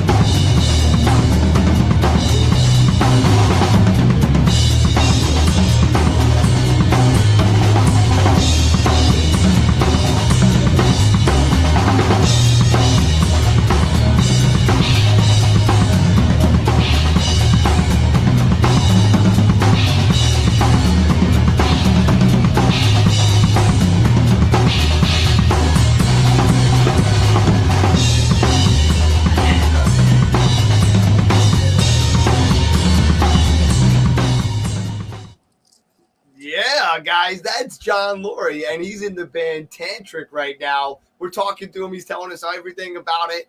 Let's keep going, baby. We got Nick on. What's up, Nick? Yeah, dude, that was awesome behind the drum footage. Good to see you, man. How you doing? Good to see you again, man. I'm doing well. How have you been? Doing well, and I want to give you a shout out because it's been a long time since we've had you on the show. I think your hair was much shorter then. Oh my gosh, dude! It's like it's like look at this. I need a haircut. Bad. I need a haircut. I love it. And you guys were talking about your performance, and we saw it right there how much energy you have. Growing up, did you have anybody you kind of like idolized or watched and studied and got like your stage presence influence from? Yeah, that's a great question. I always loved John Bonham, and I think we talked about that the last time I was on, but loved Bonham from Led Zeppelin. Like he was my go-to guy growing up, just because of his innovation of like the modern rock drummer. You know, he kind of was the guy that started all of that, but also Bill Ward from Sabbath. But Nice. later on, I started to get influenced by a lot of newer guys. John Fred Young from Blackstone Cherry. He was always like this guy that I just studied. Like every song that he ever played on, I studied because I'm like, I gotta play like this guy. He was changing the game for what drummers could do, in my opinion. But yeah, just I don't know. I still find guys that I go, oh, that guy's sick. You know, like he has some great Instagram videos. Maybe he's not on tour, but his videos are great, you know? So just influenced by a lot of guys. Yeah, and I love it. The fact that you're at the level that you're at and you're still like looking at other sources for more inspiration because the growing process never ends. Right. And that's, I always feel like, and I've heard this about some drummers, I won't name any of them, but I've heard that they just get off of tour and they go, yeah, you know, I just don't really practice. I just, you know, I'm done with tour and then I go home and I'll do something else and then I'll go back on tour and then I'll come home and not practice. I'm like, how do you do like that? Yeah. Doesn't make sense. Like the craft is ever evolving. Like, so keep evolving, you know, keep growing. That's like a big part of all of this is you're never done, right? Like the work keeps on going. Absolutely. And drumming itself is more or less an exercise. So you have to keep those muscles in tune. And actually, I was going to ask you, is there something you do before the show to warm up to get into that mode to play high energy like that? Yeah, I got to stretch a lot. And every once in a while, I don't get the time, you know, like sometimes it's like, okay, we just got to the show. We just got set up. We got to go like now, you know, or whatever. It takes me away from actually warming up. But most of the time I'll start with like a couple like rudiment exercises, little tiny things, but just really warming up the wrist more than anything, warming up the back fingers. And then I'll go into some like full body stretches. So, like just across the, arms stretch out the shoulder, over the back, anything that kind of gets the arms going. I'll go on like my toes to, work out the calf muscles, and anything that I'm going to be using, I want to warm up, because there are times where I come into a show completely cold and it takes me like 2 songs to get going. If I come in a little bit warmer, I'm like, okay, yeah, now I feel good first song in. Nice. I love your professionalism. Like the fact that you're practicing when you don't need to practice, the fact that you're like, okay, I just killed that show. How could I have been better? That's what makes people great. And that's what's giving you the opportunity you have, which is awesome and so well-deserved. And on top of it, you're such a great person. But was there like a mentor you had that taught you that? How did you realize? Like, because some people just don't get it, but like the drummer we were just saying, how did you realize, like, dude, no, this is how you got to be a professional, and this is how you get to the next level? Was there anyone that took you under the wing, or you just all self-taught, or? No, so I had multiple teachers over the years. I learned a lot from a lot of different guys, but when I got into high school, I started taking it more seriously. Like I started when I was I want to say I was like 12 or 11, somewhere around there. And I had a bunch of teachers growing up, but you know how it is with music teachers, they come and go, and they'll be in your life for a little bit, and then they get another job or a real job or whatever you want to call it, and they'll go and do that. But there's a couple key teachers that stand out to me. I had one teacher named Colin Bell. He was in a band called Echo Movement, which was like a ska, reggae, funk band, and they were sick. And he was like all rudiment work. He also taught at a high school. So he was all into like proper technique. So he built that foundation. Then I had another teacher, Dennis Zimmer, who he played with Lita Ford for a while. And I think he was in a band called Hours with Jimmy Necco. And so I know that. I know him. Oh, sorry. Keep going. Yeah. So he was in Hours. I don't know if he still is. I haven't seen anything about that, but he was in that band for a while, and he was more like just the straight rock drummer, like the Tommy Lee style, Tommy Colfados, any of those guys where they're just heavy hitters. But he taught me more of like that style. And then I had Johnny Kelly from Typo Negative and Danzig, and now he's on tour with Quiet Riot, which is crazy. But he was like the guy that really steered me in the right direction of, if you're going to do this, this is how you need to do this. Like, stop the showmanship. Because like I'm a showman. I won't deny that. But like he came to one of my shows. This is the funniest story. He came to one of my shows once, and I got off stage and I was like, Johnny, like, I thought I killed it. I'm like, Johnny, like, what did you think? And I was doing all these stick tricks and like all this stuff. And yeah. And he's like, we'll talk on Wednesday. And I was like, oh no. And so Wednesday came and I was dreading it. And I was like, what'd you think? And he's like, the stick tricks need to stop. Until you know how to play the drums, it needs to stop. And I was like, wow. And that has stuck. That's like the one lesson that I could say gold star stuck with me forever is that one. And I always remind myself of that, because it's like, yeah, he's right. Like, I got to learn how to play first before I learn how to perform. And so that's when I started hitting all the work hard. And another key teacher was Johnny D'Angelo. He's kind of a Nashville guy right now, but we worked together throughout my college career, and we just hit practice and studying and book work hard. So those 4 guys, and I've had a lot more over the years, but those 4 guys are like the key guys that got me to the point of like, practice hard, play hard, put 100% into it. If you're going to do something with it, then do it. Go all out. Yeah. Mm-hmm. Exactly. Now, okay, I have one more drum question. Have we got another drum video, Nick? We do. Okay, before I go to that, and then we get back, we got the good stuff to talk about.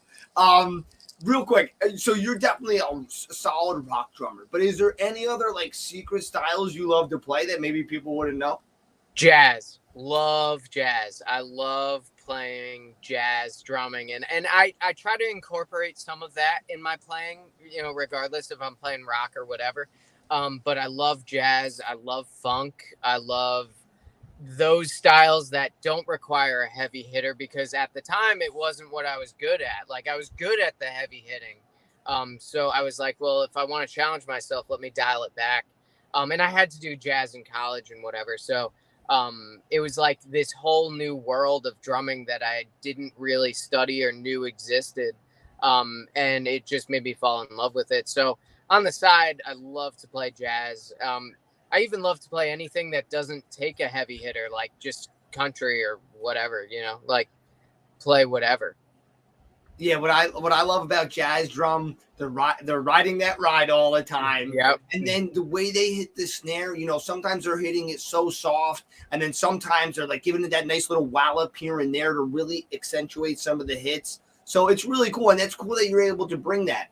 And would you say that your sound is not transformed tantric, but you'd be able to add your flavor into it to help make it a little bit more than it was before? Like, so something a little bit new angle spin on it a little bit. Yeah, I think so. I think, I don't even want it to sound egotistical, and I apologize if it comes across that way, but I do think that something of my sound has transformed the band in a certain respect. I really geared myself towards being closer to the record than anything. And then experimenting outside of that. Like, if we want to put something else in the song, or we want to make a certain part heavier than what's on the record, then I'll do that. But for the most part, Matt Tall, the original drummer of Tantric, was sick. Like, I've learned a lot just from his recordings, because I had to learn how to play these crazy riffs that I didn't ever, you know, think about. Like, they're almost like so original that they gave Tantric that sound in the early days. And I was like, okay, well, if I'm going to do it, I'm going to do it how he would do it, because that's what people love. That's the songs they fell in love with. So let me do it closer to that than anything. That's so cool, bro. You have the best attitude, bro, and you're such a good dude. I love you so much, man. All right, I know the love fest.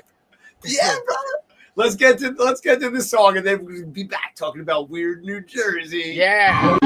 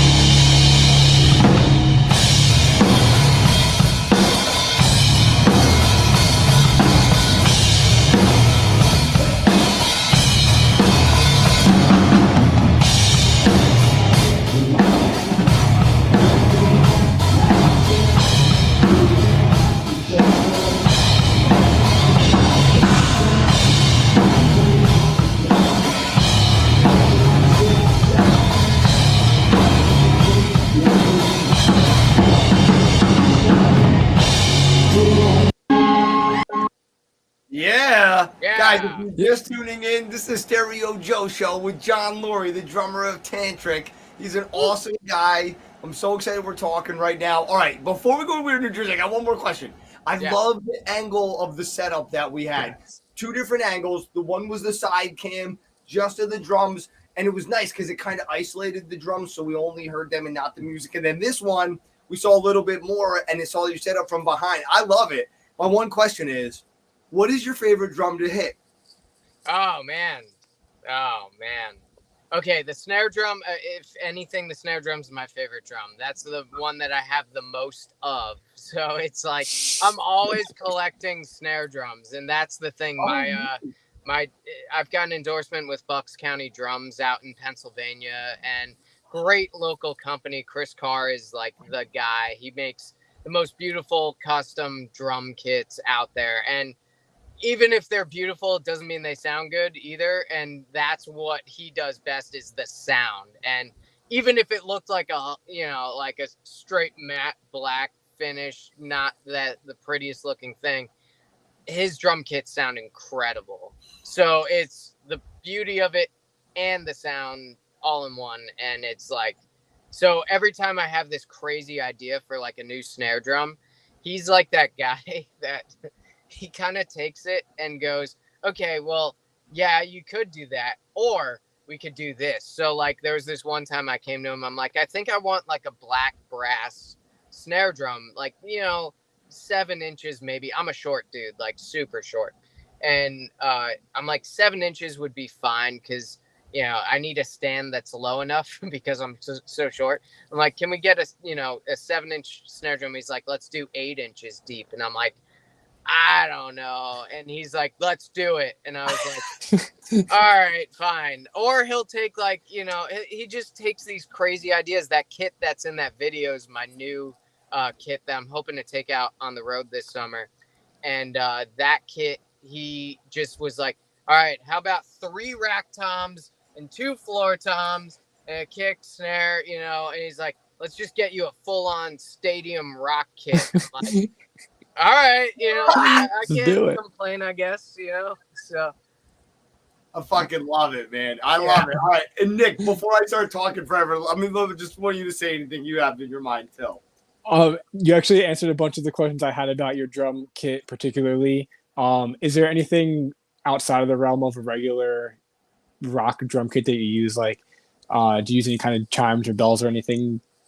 No chimes or bells. At home I've got, a bunch of stuff that I'll use for recording, and I've been using that kit a lot more for session work than I have on the road, just because it's a lot, and I've got a kit that's out in Ohio already, so whatever. But I'll use some of that stuff in recording, like tambourines on the hi-hat or anything of that nature.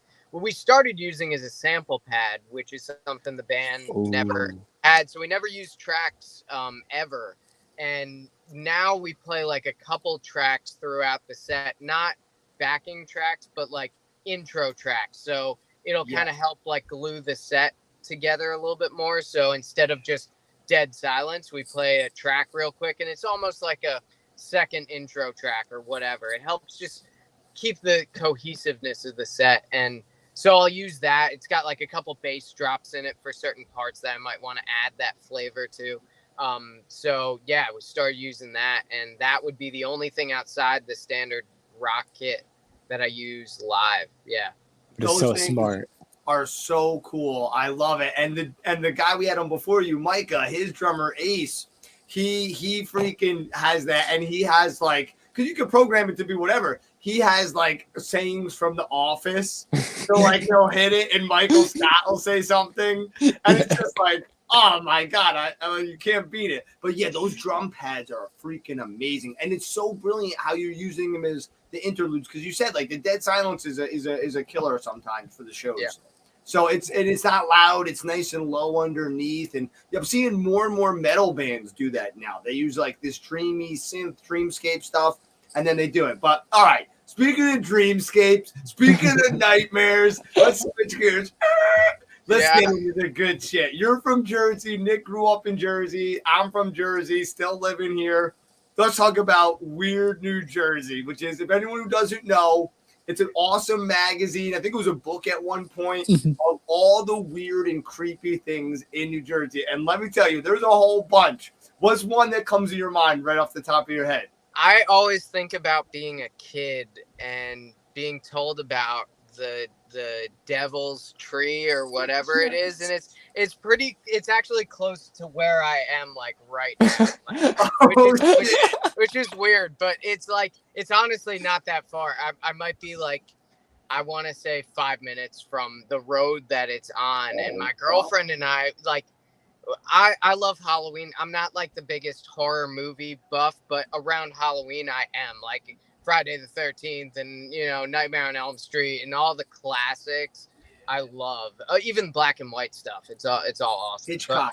But, yeah, dude, it's so cool. Even the Twilight Zone, like love the Twilight Zone. But the thing that we wanted to do this year was that, like, let's do Halloween themed stuff, And we're like, why don't we go to that tree? And I was like, yeah, where is it? And she's like, it's pretty close to where we live. And I was like, oh, all right, well, we could, if you want. And we got there, and there's a weird, creepy vibe about this tree. And I don't know if it's people just like left candles burning at the base of the tree. And like, it's just like weird. There's some jewel that looks like somebody just like stuck it in the tree. I was like kind of wanting to touch it, because apparently that's the thing, like if you touch it your hand turns black or falls off or something, and I'm like, I kind of want to touch it, but I also don't. Like, I'm superstitious enough that I won't touch this tree. I'll just say what's up and go. But that's like that's the one Jersey thing that sticks out in my head, just because of all the years of the kids going, we're going to the devil tree, or like, we're gonna take that drive, we're gonna go to the devil tree. I'm like, I don't know. Oh my God. If it's going for your hand, we need those hands. I know. I'm like, this is my job. If I don't do this, then I don't eat, Those are the money hands. Right. You can't risk it. It's so funny because I live not far from Clinton Road right now. And I'm sure you've heard of Clinton Road. Yep. And it's funny, my recording guy, shout out Matt, he actually lives right off of Clinton Road. And he tells me there's nothing up there. He grew up there his whole life. But I have a friend. I discovered some crazy shit in life. And I started to talk about it with a couple of my friends. And I was like, yo, do you guys ever hear about this? Yo, you ever hear about that? And the one day we were hanging with the group of friends, and he left. And he came, he told me some dark stuff that he got into when he was younger. And they used to go to the side roads off of Clinton Road. And he told me some stuff that I've never repeated to another person because I'm just too afraid. But I'm like warning everyone, don't go to Clinton Road, man. I mean, it is freaky. I mean, most people go on there and nothing ever happens. But on the side roads, this is what I've heard happens. It's not every night, and especially don't go on full moon nights. Mm-hmm. But you can go down these side roads, and then they'll cut a tree down behind you so that you can't get back out. And the tree blocks the road, and then you'll never be seen again. And I know it sounds so hokey. But there's some weird dirt paths down that way. I remember going down there when I was younger with my dad, and he used to like mess with us and like roll the windows down. I'm like, no, roll them up. But there's some sketchy roads down there, and I definitely have heard some meetings that happen. And I used to go down that road a bunch when I was a senior in high school with my friends. Like we'd be bored, so we would just drive around it, like drive back and forth down it. I saw some weird animal. I swear it was a fox, but it did not look like a fox in the front end. It was kind of weird, but it was a little too dark to tell what it was. Chupacabra. Yeah, I was just gonna say that's the chupacabra. But it's weird. I've heard Clinton Road, like, and it's weird. I was watching some, like, I don't know if it was Travel Channel or whatever, talking about all these horror places. And they're like, don't go down Clinton Road. I'm like, this is a national thing that people know about now. Like, it's just right by my house. Like, it's not that far from me. Well, Oliver Stone's son did some sort of movie on it, and I think that helped, bring it out more. Gotcha. But shout out to Nikki in the comment section. Devil's Alley is a few miles south of Clinton Road. Got there on horseback because it's been closed off. Creepy vibe. And I went there when I was way young. we went there, and I went there with some chicks, like trying to be the man.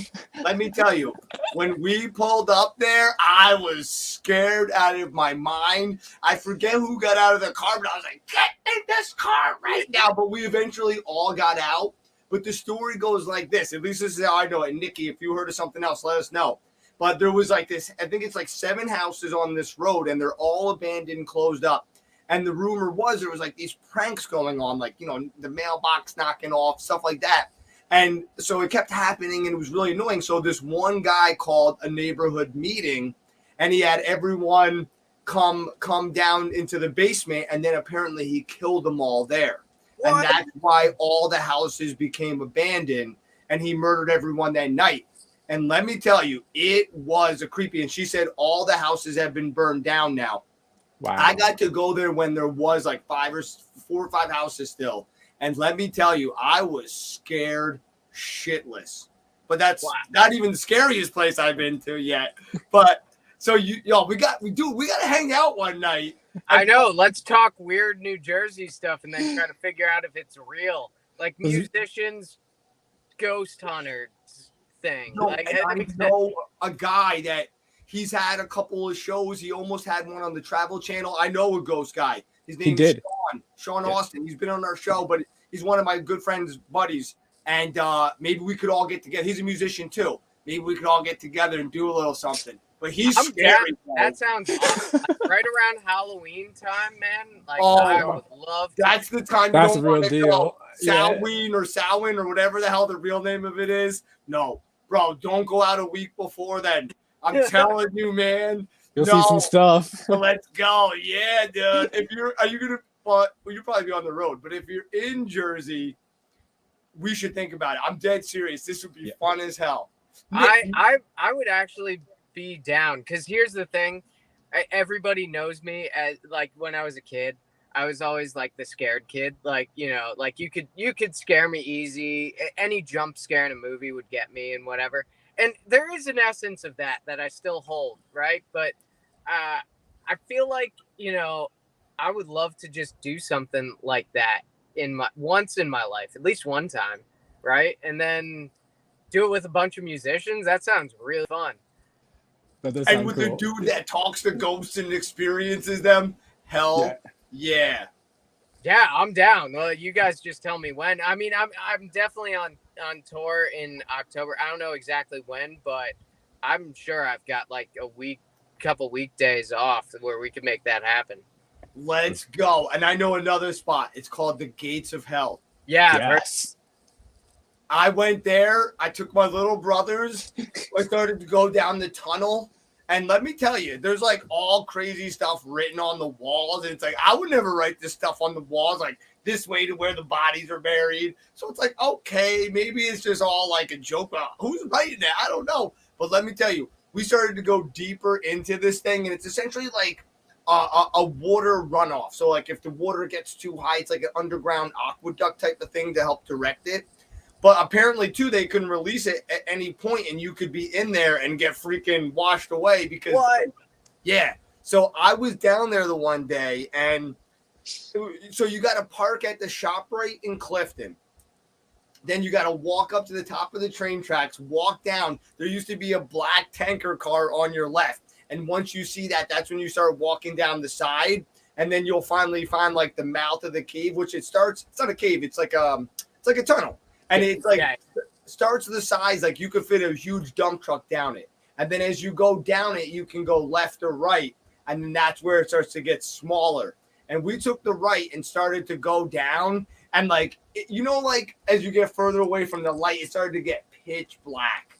Yeah. And I was like, I can't be the guy that gets all of his brothers killed on one night. And then his poor mom is left with no kids. So like we bailed and I left. But let me tell you, dude, that place scared the shit out of me. And the feeling and the presence. So if we get this ghost guy to go, he's got those tools to like measure stuff. And then he like reviews the footage after. And there's always something weird in them. So we should go, man. And it could be a really exciting thing. I'm down. I am totally down. Yeah, I love it. We'll coordinate this. So we'll reach out to Sean. We'll figure this all out. And we'll get it going. Because I'm sure he'll be into this. Yeah, Right? I mean, that's like, it's a pretty great idea. I just want to, because that's the thing with all this ghost stuff.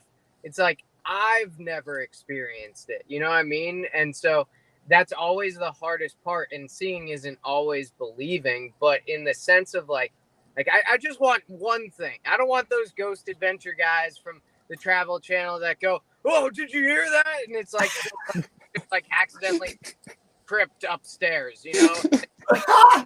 It's not necessarily a ghost. It's just you think you're hearing something. Like, I want some evidence. I want somebody to not BS me. Like, I want to see it. He'll like bring like the electronic recorders and they'll ask questions and you don't usually hear it there, but then like on the playback there'll be like some weird voice sometimes. And he lately he moved into this new place and he records himself at nighttime, and like you'll see every now and then he's posted some videos with some weird stuff going on. Wow. Yeah, I'm getting freaking scared just talking about it. I'm not sleeping tonight. Yeah, because he's done some real deal stuff. He's gone to the Conjuring house and he's had some stuff follow him back. Wow. Yeah. So he would definitely know how to communicate with them. Wow. I mean, I'm down. So you guys, me when. And bro, I'm just like you. I'm the jumper. My friends love bringing me to horror movies. I'm like, and they love to laugh at me. But so trust me, I'll scare the hell out of each other. Yeah. Nick's a black belt, so he'll keep us safe. Oh, and, sick. All right, so we're fine. We're fine. Exactly. Ninja Nick. He's also a pirate. It's a weird thing, but he does both. And apparently a Viking too, Nick the Viking. So many Viking, hats. He does it all, bro. He's already set for Halloween. He doesn't even need a costume, bro. Oh, you just need to put on your black belt and that's it. Yo, that's right. I'm living it. I love it. And Nick, you got any stories or anything? Yo, actually there's this one area, I think it's in Totowa. There's actually two combined things. I don't know if you know Annie's Road. Mm-hmm. There's a story of a girl who during her prom night left and she got hit by a drunk driver around like a bad bend of one of the roads that she was walking down. And on a certain night, like you drive down it, you would see like the flashing lights in the back of your rear view. But I'm going to put a pause on that because we went to this other place called Midgetville where there's a bunch of houses that are smaller, and we just drove by because like we wanted to check it out, and there are people that still currently live in them. So it's just like regular neighborhood that just has smaller scale houses now. But we drove by a couple of times and we decided to stop because there's like a warning outside of it that says like no trespassing. And there's like legend that if you drive through it, like people like shoot at you or whatnot. But we had stopped to read it, and someone ran up with a flashlight and tried opening the back door, and then the person driving just sped off, and someone started to follow us out of there. Yeah, there was like a truck that started to follow us out of there, and we started driving for a little bit, and we saw the lights behind us still, and then eventually they disappeared, and I saw the light still behind us for a minute, but the truck was gone, and I think we were on Annie's Road at that point when that happened. Whoa, that's like... Wait, this place is called Midgetville? Yeah. Yeah, it was. Which for me, like, again, being like 5'4" or whatever, like that, I'll fit right in. No problem. I'll just go there with me, like come along, and I'll fit right in. So, but that's so crazy. And the other thing that's crazy, I didn't realize you had a dog behind you there. I could have sworn that was a pillow until. Yeah, that's Zeus. My pit bull loves to hang behind me during the shows. That's awesome. Zeus is a big fan. You can see he was drinking all day. He passed out. Yeah, he was pre-gaming way too hard for this. He heard Tantric was coming, and he hit it too hard. Yeah. And speaking of which, of Tantric again, you guys have an awesome fan base. I mean, I wish I could just tap into them. Like you said, you got so many diehards, and I'm so excited you got to join that brotherhood and fraternity of guys. And what's it like hanging with all those guys? Oh, it's great. Like they've become some of my closest friends. I I rely on for a lot, or just like that, just friendship, that tight knit friendship that the band has. And nobody has an ego. Nobody's got like I'm better than you, or whatever. There's none of that, and there's no drama for the most part. Everybody has their off days, or everybody's not feeling 100% every day, but there's no drama between us. Like when we hit the stage, it's not like I hate you, you hate me, let's just get through this. Like I hear so many bands just have to go through the motions of that, and that's so sad. Like that everybody in this band likes each other, and we all hang out even when we're not on the road, and we have that time to hang out, we will. So it's just a great group of guys. Hugo's obviously like, he's been doing it the longest than all of us, so he's kind of like the dad of the group. He's that guy that's just like, he's got all the background in the whole thing. But Jaron and Sebastian have been doing this for a really long time too, and having those guys to look up to and go, okay, if you're gonna tour, this is how you do it, this is how you should work your life, and whatever. It's just always it's just a great group. I can't say enough good things about it. Well, bro, honestly, you're a great guy, so I'm so glad you found that group, and I'm so excited to see what you guys are going to do next. Hear some new music eventually, and definitely going to come see you at a show soon. Now we know you. It's just like, yo, that's John. Just come in and come through anytime. You guys are always welcome. I would love it. And definitely, please, let's plan this October. We're going to have the Stereo Joe Show field trip, and it's going to be awesome. Yeah, I'm seriously, I'm 100% down to go find some ghosts. So let's do it. It's going to be fun. Let's do it. Well, John, thank you so much for coming on the show. I just can't thank you enough. It was an honor to talk to you again. I'm glad we got to catch up, and we'll see you in a couple months. Yeah. It's good. October's gonna be here before we know it, so better get prepped. I'm gonna start working out right now. I'm getting my holy water. I'm getting my garlic thing going. I'm getting it all, bro. We're gonna have fun. I might smell like shit, but we're gonna have a great time. Oh, that's too good. Oh, well, it's been an absolute blast to talk to you guys again. It's been a while, but I'm very happy that we got to catch up. Us too, and John, it's been a pleasure. We're really excited to see how great things have been going, and we wish you the best, and you stay safe out on the road because you guys are at it so hard. Thanks, guys. I appreciate it. We'll catch you soon, bro. Have a great night. Yep, you guys too. See ya. Take care, man.